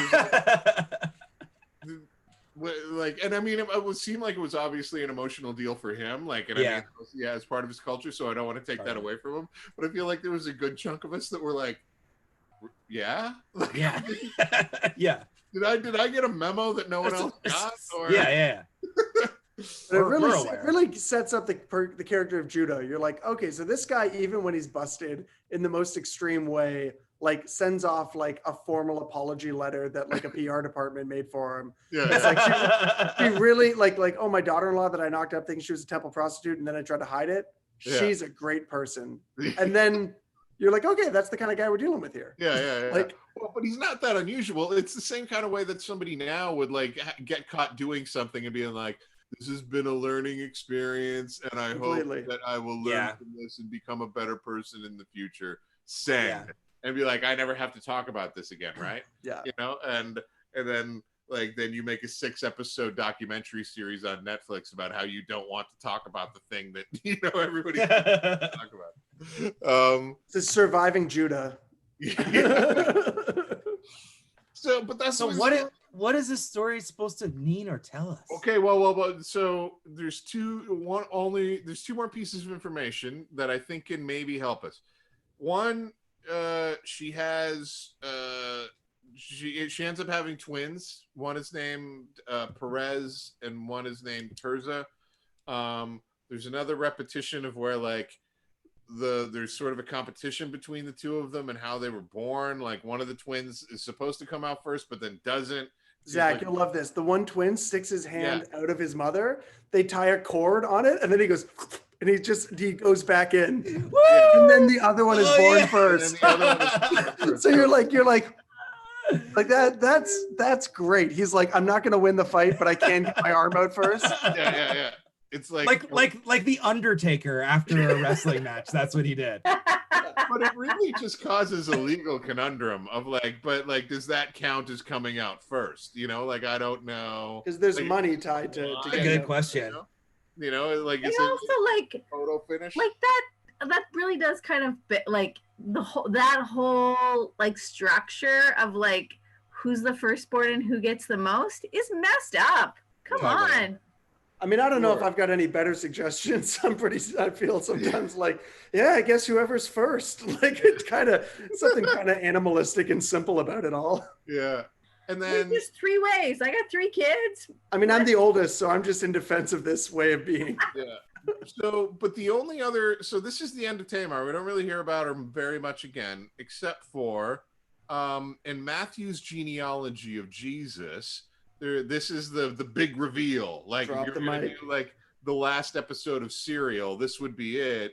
It would be like she's included in the genealogy of Jesus, along with Rahab and along with Ruth and along with Delilah. I might have an extra one in there, but Tamar is definitely included in there. I get them confused sometimes, but I don't think Ruth is in there. I think it's Delilah and Rahab and Tamar. There's one guy listening right now who's like, thank goodness he went back to correct it. Yeah. Gonna pull your credentials. Yeah. I was like, oh no, I'm gonna get my Bible college degree taken away. But so that's but I mean, is that a reveal? And I think that Zach, you're asking the same question that we're asking that I want to ask now. That's the point of the show. Is like, so what is the point of the story? Why did they include it other than to be like, well, this is a weird thing that happened, you know, like, and Judah is imperfect. Like, what is the intention of including this story in your book, right? Yeah. Kevin. I'm like, now I'll just preach an entire sermon. Because I know Kevin's, because one thing I always wonder about pastors is just like, do you ever just like, you're like, oh God, this one again. All right. Yeah. Like, it's just like, what else are you going to say? You know what I mean? It's like, there's one for everyone. Yeah. And we've covered the whole book. It's that we do a book report every Sunday on the same book every week. And still sometimes they're not good. Yeah. I mean, I've never heard this one. Kevin, what does this mean? No, I want you to take a swing at it first, because like you want to take a swing at it? Yeah, because the reality is like Kevin and I come at this with layers and layers of education. Oh yeah, which is sometimes and there's a baggage, so much. You guys know the bit that goes along with this story. But we might not. But the reality is that's not, in my experience, that's not actually helpful. Sometimes you need to unlearn a bunch of stuff to actually hear something new in the story, right? So yeah, like. I genuinely want to hear you take your swing first. Like, is there anything redeeming in this story? And there's a couple of things, just because I've had time to think about it and you haven't, that I do want to point out. I think that the back half of the story answers to us what the sin of Onan really was, right? The sin of, because it's basically Judah does to Tamar what Onan did to Tamar in a different way, right? It was like, I'm trying to take from you without having to accept any of the responsibility of that. That's what he tries to get away with, right? So I think that helps. But beyond that, like, even so, is that what you want to say? Like, is that what the point of the story is? I think it feels weird. Yeah, I honestly, I'm like, big fan of the Bible, love the stories. This one just really just doesn't do anything for me. It gives me no feeling. I don't really know what to take away from this. It seems just like everybody was just making a lot of mistakes. I guess the one takeaway I have maybe is like the, sorry, what's the woman's name again? Tamar. I respect Tamar. I think she is out there hustling.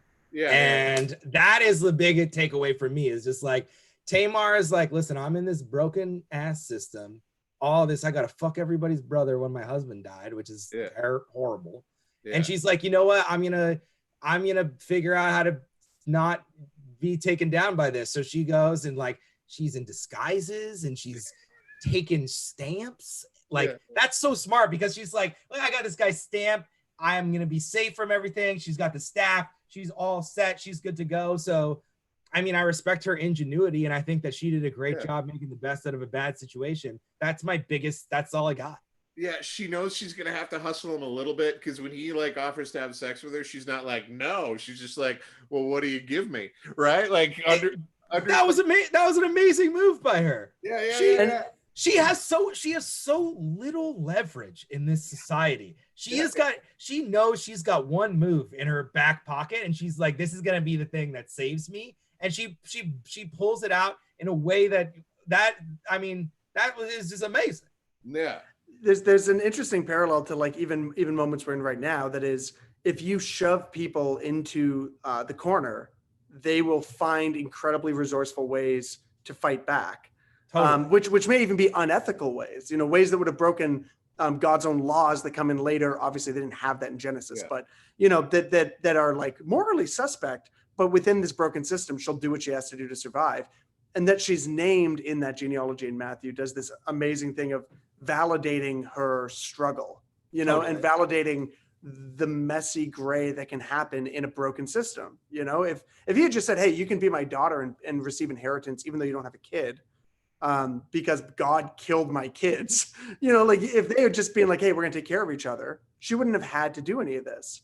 But by sending him away, by thinking she's haunted, which I just love. He's like, I can't give her my third kid. Like she's a haunted house. I can't let him get all up in there. Like he's gonna die. Yeah, you know, yeah. he treats her like an object. Which, He I mean, treats It's obviously hey, her that's fault and that's not that's mine. fair. That's fair. I'm not gonna fault him for thinking that. You know what I mean? That but makes like a but lot like of sense from his how perspective. I mean, just this is off yours. Fool me Zach. once, shame on you. Fool me a third time. Give me my boy back, my baby boy. But there's, I mean, I wouldn't have gone here first. I like that you did, Zach, because I think it's an interesting angle, which is like the blaming of victims. Also, that she has been made a victim here of men who are failing to do what's right. Who knows what that is, but it's not good. No. They're failing to do what's right. She's made a victim as an innocent party, and yet she's punished for doing nothing wrong because of the patriarchal world she lives in, because of the corruption of the men that are around her, and because they're plenty happy to keep what's theirs and cast out the other one. And Jesus does the opposite. So she's Jesus's great grandma. And that's what's crazy about it, right? It's like, all jokes aside, like, you know, I'm being crass for no reason, but it's like the fact that this woman, her husband dies, and then it's just like, it's like you gotta start like hustling sex out there, lady, otherwise your life is ruined. Like, you gotta move on. Like, all you are is just a receptacle for somebody else to have babies inside of, and that's your entire identity. And now we're just gonna pass you along the line like some sort of piece of meat. And the fact that she figures out a way outside of that and figures out a way to subvert that, I think it is really impressive. And it is Jesus, like, that's his whole thing, right? He goes into the broken system, he goes into the places where you're not supposed to be, and he like figures out a way to subvert the rules. And it's interesting that God's almost absent in the story, except there's a validation of who she is, which in some sense is, and certainly by the time of the New Testament, you know, an oral tradition, and then also like a final word on that. She's where God is. Like, in this weird way, God is present with her, who is the most unlikely of characters for him to be present with. Yeah. And none of it is a mistake, right? It's all included on purpose. Like, this story Totally. and the fact that she's in the genealogy, that's on purpose. It's saying something. Yeah. I was just want to echo what you were saying. Yeah, this is an intentional. There's lots of stories that only get told once. You know, in this show, I've told lots of messed up stories that only get told once. This one is twice, right? Like, this is not only did the original editors, whatever we want to do it, you know, inspirers, whatever you want to believe about that, whatever word makes you feel good at night, it was chosen once, and then it was chosen again, right? So I do think it's important for us to recognize that, like, oh no, this story, they intended this story to be told, which is interesting because, like, this story wasn't really told in my church. I don't think it's told in that many churches, other than like when we're going backwards, the occasional pastor might get really edgy and be like, I'm going to do a lady sermon, and I'm going to tell all three stories of all three women in one sermon and never talk about ladies again. You know, like that. Sometimes Enjoy your sermon. Yeah, exactly. But It's Mother's Day. Happy Yeah. Mother's Day. Make sure that you finish inside of your partner. Happy Mother's Day. Wait. Please get a carnation on the way out. Yeah. Yeah, and I think what's interesting is, like, what I love about the story is, like, the way you tell it, it does start to sound like a heist movie. Like, if you Yeah. Totally. got the right soundtrack, it starts to sound like dun dun dun dun, dun, you know, like, because it is, we're getting money up under you. It is, you know, Yeah. like, figuring out. Oh, it's Hustlers. Have you guys seen the movie I Hustlers? haven't seen the movie Hustlers yet. There's a real parallel with what's in that movie. I mean, we don't have to deter the whole conversation, but worth a watch. Yeah, But it's amazing that it's her last resort. It's the thing that they had been commodifying the whole time. She commodified for herself. I don't know if that's the right word, but that she did it. She flipped it on them.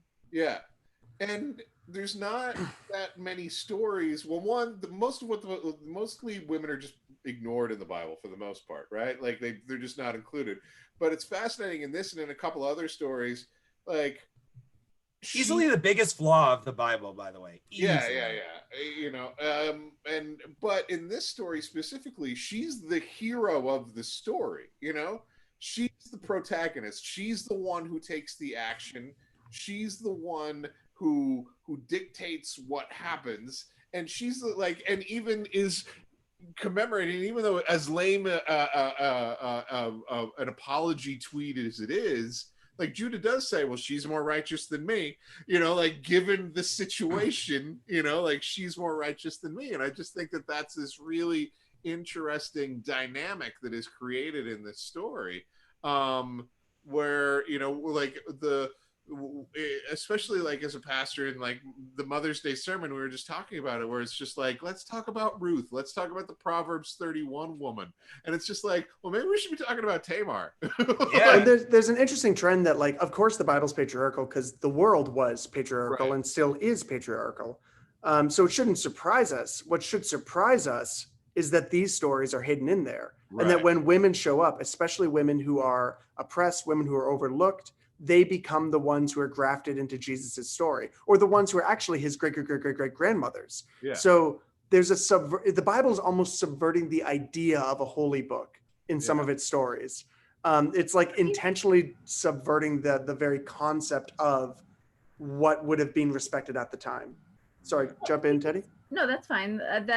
But I mean, especially because, like, Tamar's more righteous because she's holding them to what they're supposed to do. She's tweaking the system, being like sly or shrewd, or because it's like, well, you know what, if he's supposed to take care of me, that's the deal here. This dude's supposed to take care of me and he didn't. And I got the tweet where he was headed, and so like I know the business, right? And I know how it's supposed to go, and I'll make it happen, right? So, and that's what was supposed to happen, like. And the reason it's that I find that so fascinating, that why it sits in the story still, is that the reason that Onan and that Judah are bad in this story is that they don't care about what God cares about. They don't care about taking care of the people who are on the fringes, who can't necessarily take care of themselves according to society. Yeah. And then yet she comes along and figures out a way to make them. I think that's the sort of fun of the story, but it's also kind of the heart of the story with God, right? Because it's not the first time that maybe it is the first time, I don't know, where it's just like care for the widow and the outsider and the orphan, and that's part of the deal. Yeah.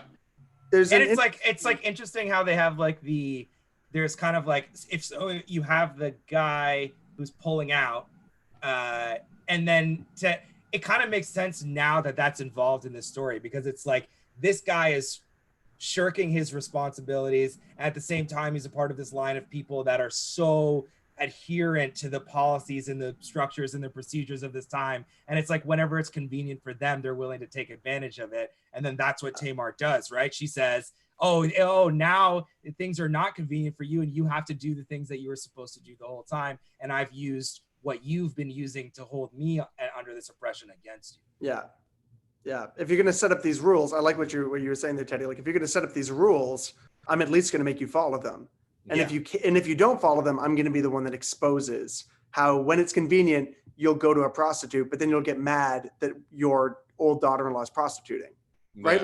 Like I will call you out on your own hypocrisy, which is like a very standard biblical theme of God judging us by our own judgment of others, or by our own ways that we will shirk the system. We then are exposed, which I think even fits in. I don't know if you want to get into this, but where this story fits in the broader story it's encased in, because I believe this is what, chapter 38 is set into the narrative of Joseph. Right. And it's just dropped in one chapter from likely a different tradition, but the storyteller puts it there for a reason. And I think that is its own, what is this text even doing here? Why is there a one chapter story about all this weird sex and semen stuff? And then it moves right back into Joseph was in jail. Like, it's like, huh? But it functions almost like a flashback episode. Like, I was trying to think of an example earlier because I just reread the text 20 minutes before we got together to try to remember it all. And then the only example I could think of, and it's from a guy who's dead now, is from early season of Louis, when there was the that's a Dave Chappelle bit, but I think Atlanta did it recently too. But there was an episode in Louis where, and I watched it before I knew he was the devil. Nobody knew then. Yeah. No, we didn't know. But there was an episode where he except that had told us, but whatever. Right. Yeah. There's an episode where they had a flashback to him in middle school smoking weed for the first time. And there's an episode, I think, in Atlanta season 2. I haven't gotten there yet, but I was kind of Googling to try to see. And it's this story that in some ways seems completely unrelated from the stakes that we've established, but it's placed there as a flashback or as a flash sideways to explain what's going to happen symbolically. And so I think this story is not like, I think Tamar's story is in this story, but Judah has his own arc across the end of Genesis that this entirely sets up, like a show saying, here's Judah, and now we're going to flashback. How did he get this way? Because right before this, Judah sells his brother Joseph into slavery. And they're going to murder him because they all don't like him, because Joseph is like a kind of a cocky guy who says, Zach, I don't know if you know this part of Joseph. Joseph like goes to his 12 brothers, is like, or his 11 brothers. I guess there's 12 in total. Brothers, but his 11 brothers is like, guys, I had the weirdest dream. I dreamed that you were all stars and mom and dad were a sun and a moon. And then you all bowed to me. Isn't that a weird, what do you think it means? And then he does it again. He's That's like, I had amazing. this dream that we were all sheaves of wheat. He And tells it again. You guys bowed down to me. Again, isn't that so weird? I had it twice. Crazy. I keep So then- having this dream. To kind of set this up, I don't know. Do you want to go there, Dan? I don't want to Go ahead, hijack the show. I just think it makes Judah's character so much more lovable and redeemed. Yeah. Is that Judah is the one when they say, let's just throw him in a ditch and kill him. Judah's like, no, why would we kill our brother? Let's sell him. You know, we can make money instead of killing this idiot. Let's make money off it. And it's Judah's idea. And then after they sell him, they take his cloak, which is the fabulous cloak, and they cover it with ram's blood. Technicolor dream coat. It was technicolored. That's in the Bible. Yeah. And they take it to their father, Judah, and they say he's been killed by a wild animal. And his dad's crying and weeping because he's been deceived by a piece of clothing. Yeah. So then there's a flashback it's a flash forward, but it's a totally different story of Judah, who is the one who did the deceiving with clothing, being deceived by a woman and her clothing. Yeah. And being deceived by his own clothing and objects being left.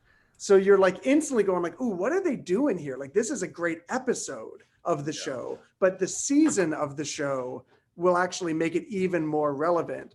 And so Judah after that ends up in this whole situation where he is played by his own error and weakness. And as the story goes on, he becomes more and more responsible. Then he meets Joseph, his brother, who he sold into slavery. He meets his brother in Egypt when they need food from Egypt. And his brother deceives him by dressing up like royalty. So there's a third time now where a piece of clothing is used in deception. First, Judah deceives with clothing, and then twice he's deceived by clothing.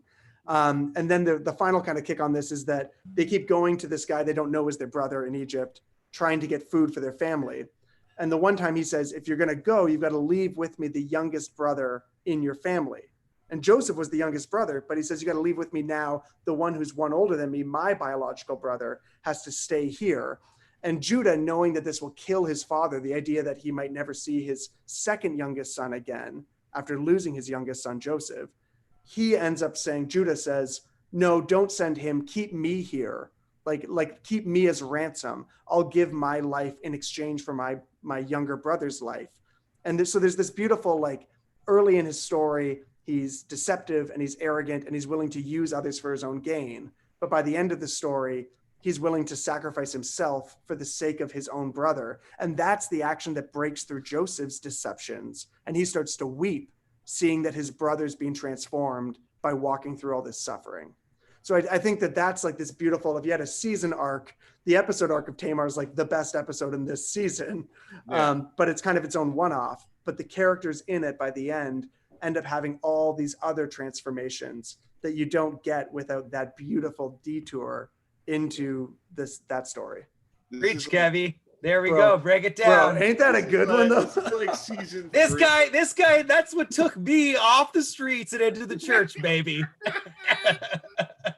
But yeah, Joseph is like season 3 of Patriarchs. HBO, if you want to do Oh. Patriarchs. You We could are- make such a good show, but no Christians would watch it. No. But it's HBO like Game of Thrones. It's a biblical epic. There's lots of nudity and murder. And you're You, like, oh. you could crush it. It's so long overdue. But what's interesting too is that like Judah's transformation, you know, the Judah Joseph contrast of like, and now Kevin and I are boring out playing like pastoral insight contest. We got one more bit each, and then we'll move back to yeah, James. where it's just like we're trying to one up each other now. But Actually, where Joseph is like, what matters?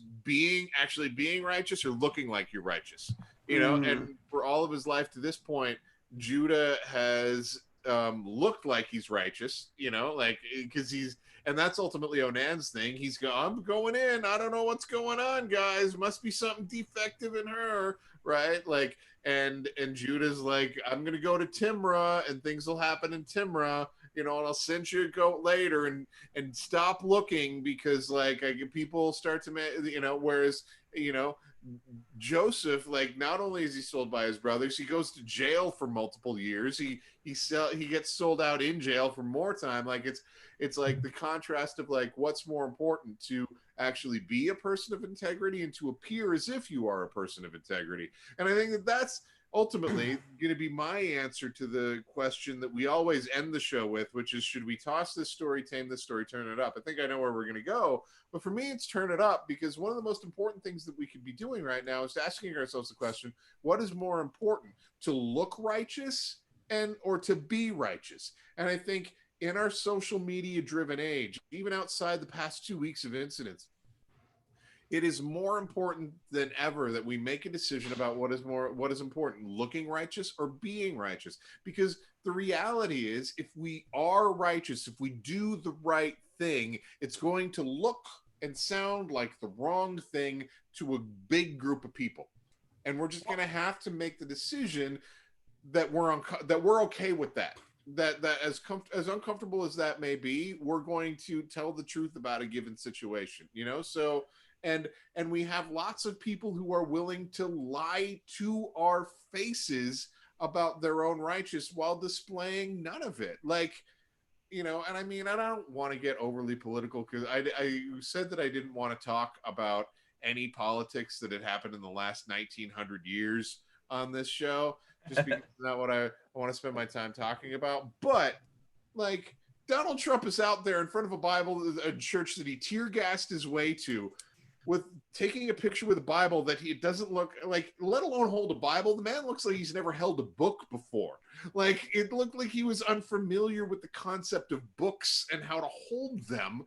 And yet I know personally lots of people who would try and tell me that this is the Lord's anointed. So part of me is like, I want to crank this story up loud to demonstrate that there is a massive disconnect between looking like you are righteous and actually being righteous.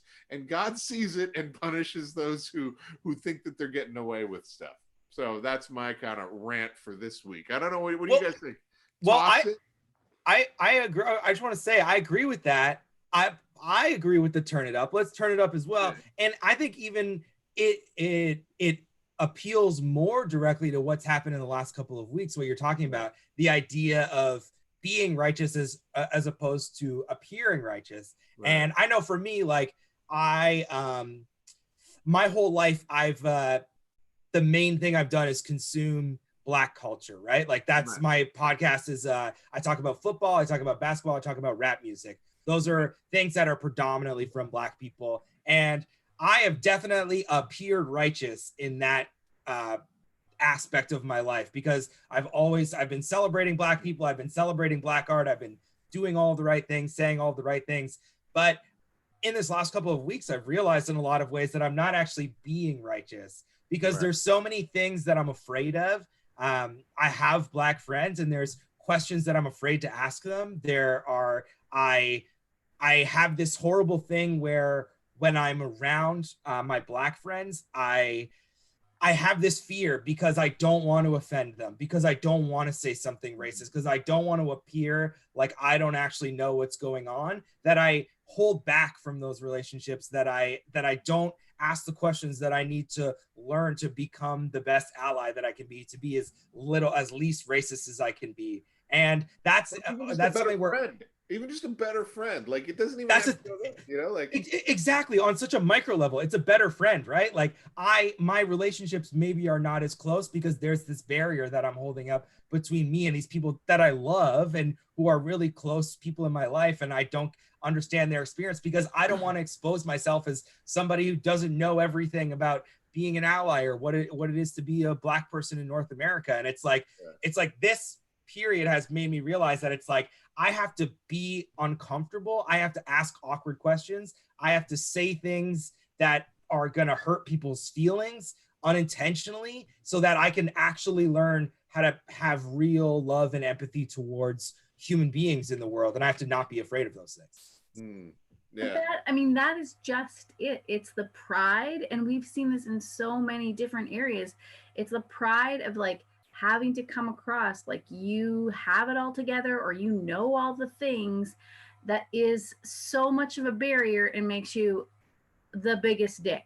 Like Totally. when you approach things from a place of humility and a place of like acknowledgement of what you don't know, it's just so much like in all the things, just all the things, that it's just so much easier to teach a person who's willing to say, I don't know all the things, and people are so much more willing to accept you. And maybe that's less true than I think it is, but well, one of the coolest things that I've seen like in the wake of all the protests and in the wake of George Floyd is like there have been a lot of Black people I've seen online that are saying like my white friends, my white brothers and sisters, be awkward, like Right. do like make a mistake, it's okay, like we just want you to try, like don't hide behind your cushy corporate statements, don't hide around behind having a Black picture on your thing, actually try and understand things and we'll forgive you if you're like weird. Like I saw like I was watching a TikTok and it was like a Black guy and he's like, never in my life have I just had more white people just like awkwardly head nodding me on the street to like let them know that they're in solidarity with me. And there's a lot of like white people in the comments being like, I'm sorry, I don't know if that's awkward, I don't know what to do. And he's like, no, it's fine, we appreciate it, thank you for trying, we're gonna figure it out together. And I think that's sort of the idea. That's what you're talking about, Teddy. Yeah. I think it's a thing that like social media, I don't know if social media is okay with mistakes. Like I don't think that's your best place to be vulnerable. I don't know if it's For your best sure. place to be. Sure. But I know that I've never had a conversation with somebody when I'm failing to be as righteous as I should be. Like when I'm failing to do not only like what is right, but what I know is right, and I'm failing still. I've never had a conversation with someone where I confess that and then they throw it in my face. Right. Like it has always been grace. Now online, you could get ruined. So I don't know, maybe keep your head down, but but then just be online less and be with people more. Or not that we can be with anyone right now, but even call your friends. Like people have a capacity to be gracious when you like it strikes me that no one in this story is righteous.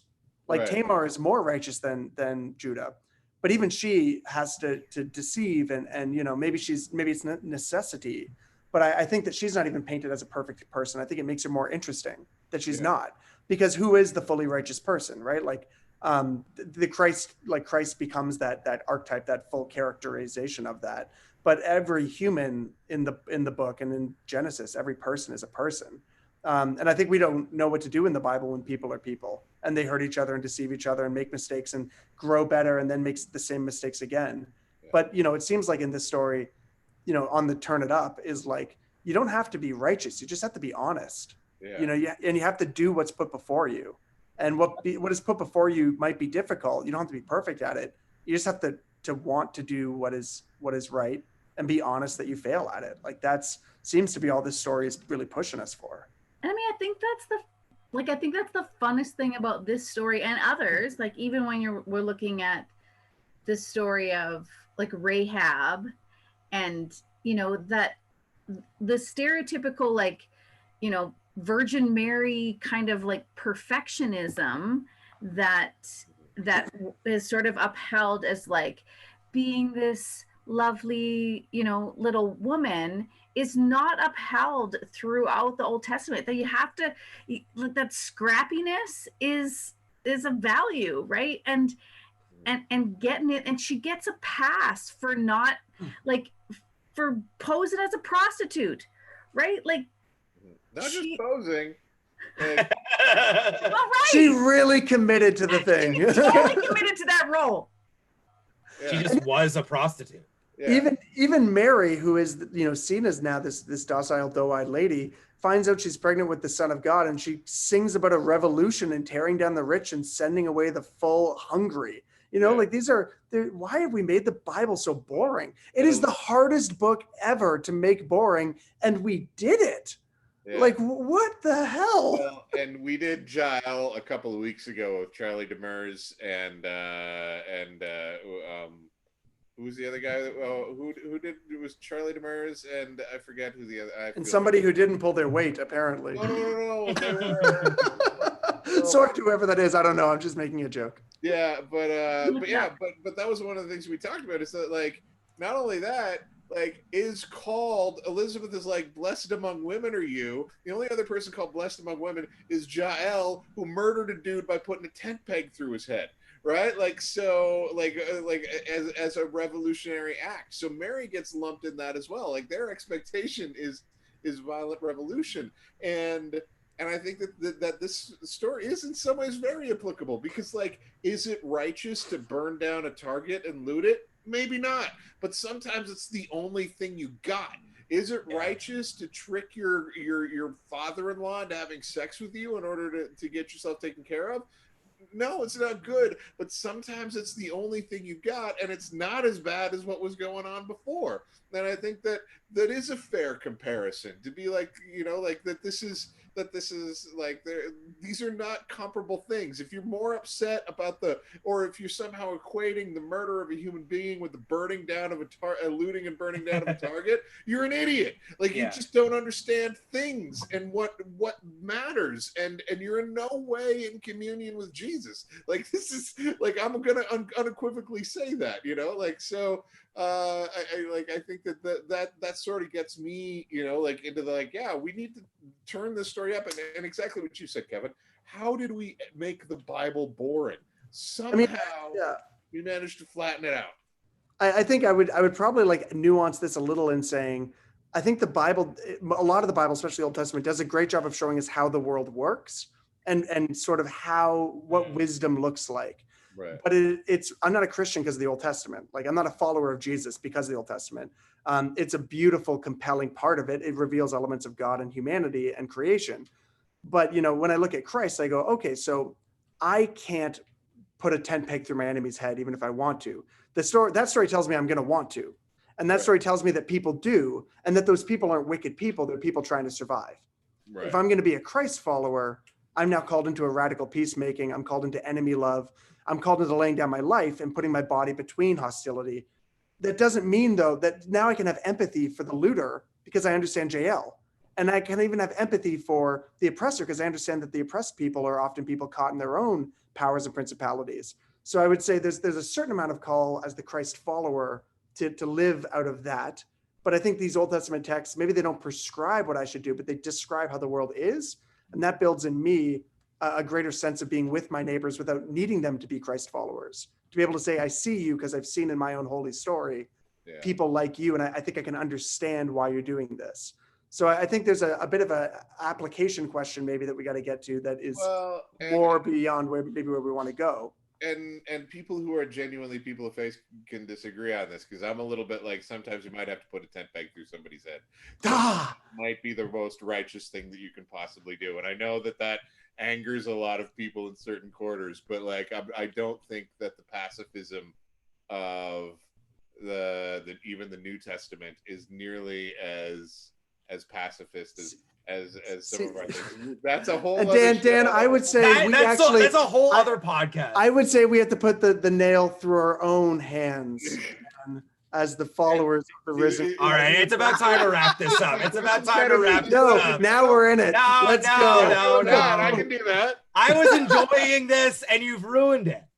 No, we got an altar call now. Don't we altar call at the end? There will be no altar call. Oh, damn. Okay. We've taken up enough of your time. This has been awesome. Thank you guys so much. And that was Dave Ray. I remembered. It was Dave Ray and Charlie Demers. Nice. Go back and listen to the Giles episode. Thank you, Teddy, for reminding me of that. Go back and listen to the Giles episode. It was great. They did an amazing job. But I do want to thank you guys for coming and talking about this story. This has been fun. I do have one last word. I'm going to give it to Zach.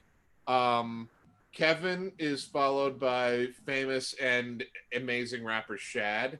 You know, Mhm. also a Southern Ontario guy. Great guy, the best guy. I've never met him, but I wish I was followed by Shad on social medias. I'm followed by Killer Mike from Run the Jewels. Who's cooler? Definitely you and that one for sure. Because I'm also followed by Shad on social medias, and A bunch of us I'm are just not friends with Shad. He's not following Yeah, us I because just- he thinks we're cool. He's following us because Oh. he just likes Yeah. our kids. I sit beside Shad at church on Sunday, so Oh, I'm not okay. very impressed with anything that he does. Can you imagine if And Killer also, Mike I showed was- up though? I went to a party one time. I went to a party with Shad one time, and he told me that he thinks that Weird Al is one of the top 10 greatest artists of all time. And once that came out, that I don't respect Shad's opinion on art or who he follows or what he thinks is good in any way. Killer Mike, on the other hand, deep respect. Okay, well, you you win, guys are- Dan. You You win. guys are gonna have to connect me with Shad so I can have him on the show because I think Killer Mike just moved himself out of my my pay grade. Oh, the Jules 4, it's so good. I know, Listen to it's so it. Good. awesome. It's so good. Awesome. I want to thank you guys for being here so much. But the other thing we got to do before don't go anywhere, Kevin, you got a book come out. Tell us about your book. Oh yeah, the reason that this all got set up in the first place. Yeah. You can't imagine how hard I laughed today when you sent out the message for the show, and I was like, "Oh, it's Zach, my legit brother, Zach." I don't know when this is airing. I guess it's streaming live right now. So, got a book coming out June 16th called "Why Would Anyone Go to Church?" And for people listening to this, it is not a book you have to love church or religion or Christianity to enjoy. It is largely just like confessional stories of trying to figure out what community and faith looks like. You won't learn very much there's no here's how to do church. Like I don't care. I'm not gonna figure out how to grow my church to 5,090. No, you will certainly not. But it's narratives, it's stories, it's some biblical it's very much what we're doing here. And I think it's not completely unfunny. So, I hope that if people dig this conversation, feel free to check it out and see if you might like it. Awesome. Well, thank you guys so much for being here. Also listen to Zach. Zach, what's your podcast? The Zachy Sports Podcast. Listen to the Zachy Sports Guide every day, right? Every day. Like 7 days a week? 5 days a week. 5 days Monday, a week. Monday Okay. to Friday. Monday to Friday. Let's not be insane. Okay, good. Yeah. So check those things out. Thank you guys so much for hanging around on Holy Shit. Have a good time, and we will see you soon. Thanks again. Thanks, so much, Dan. everybody. Thanks, man. Peace.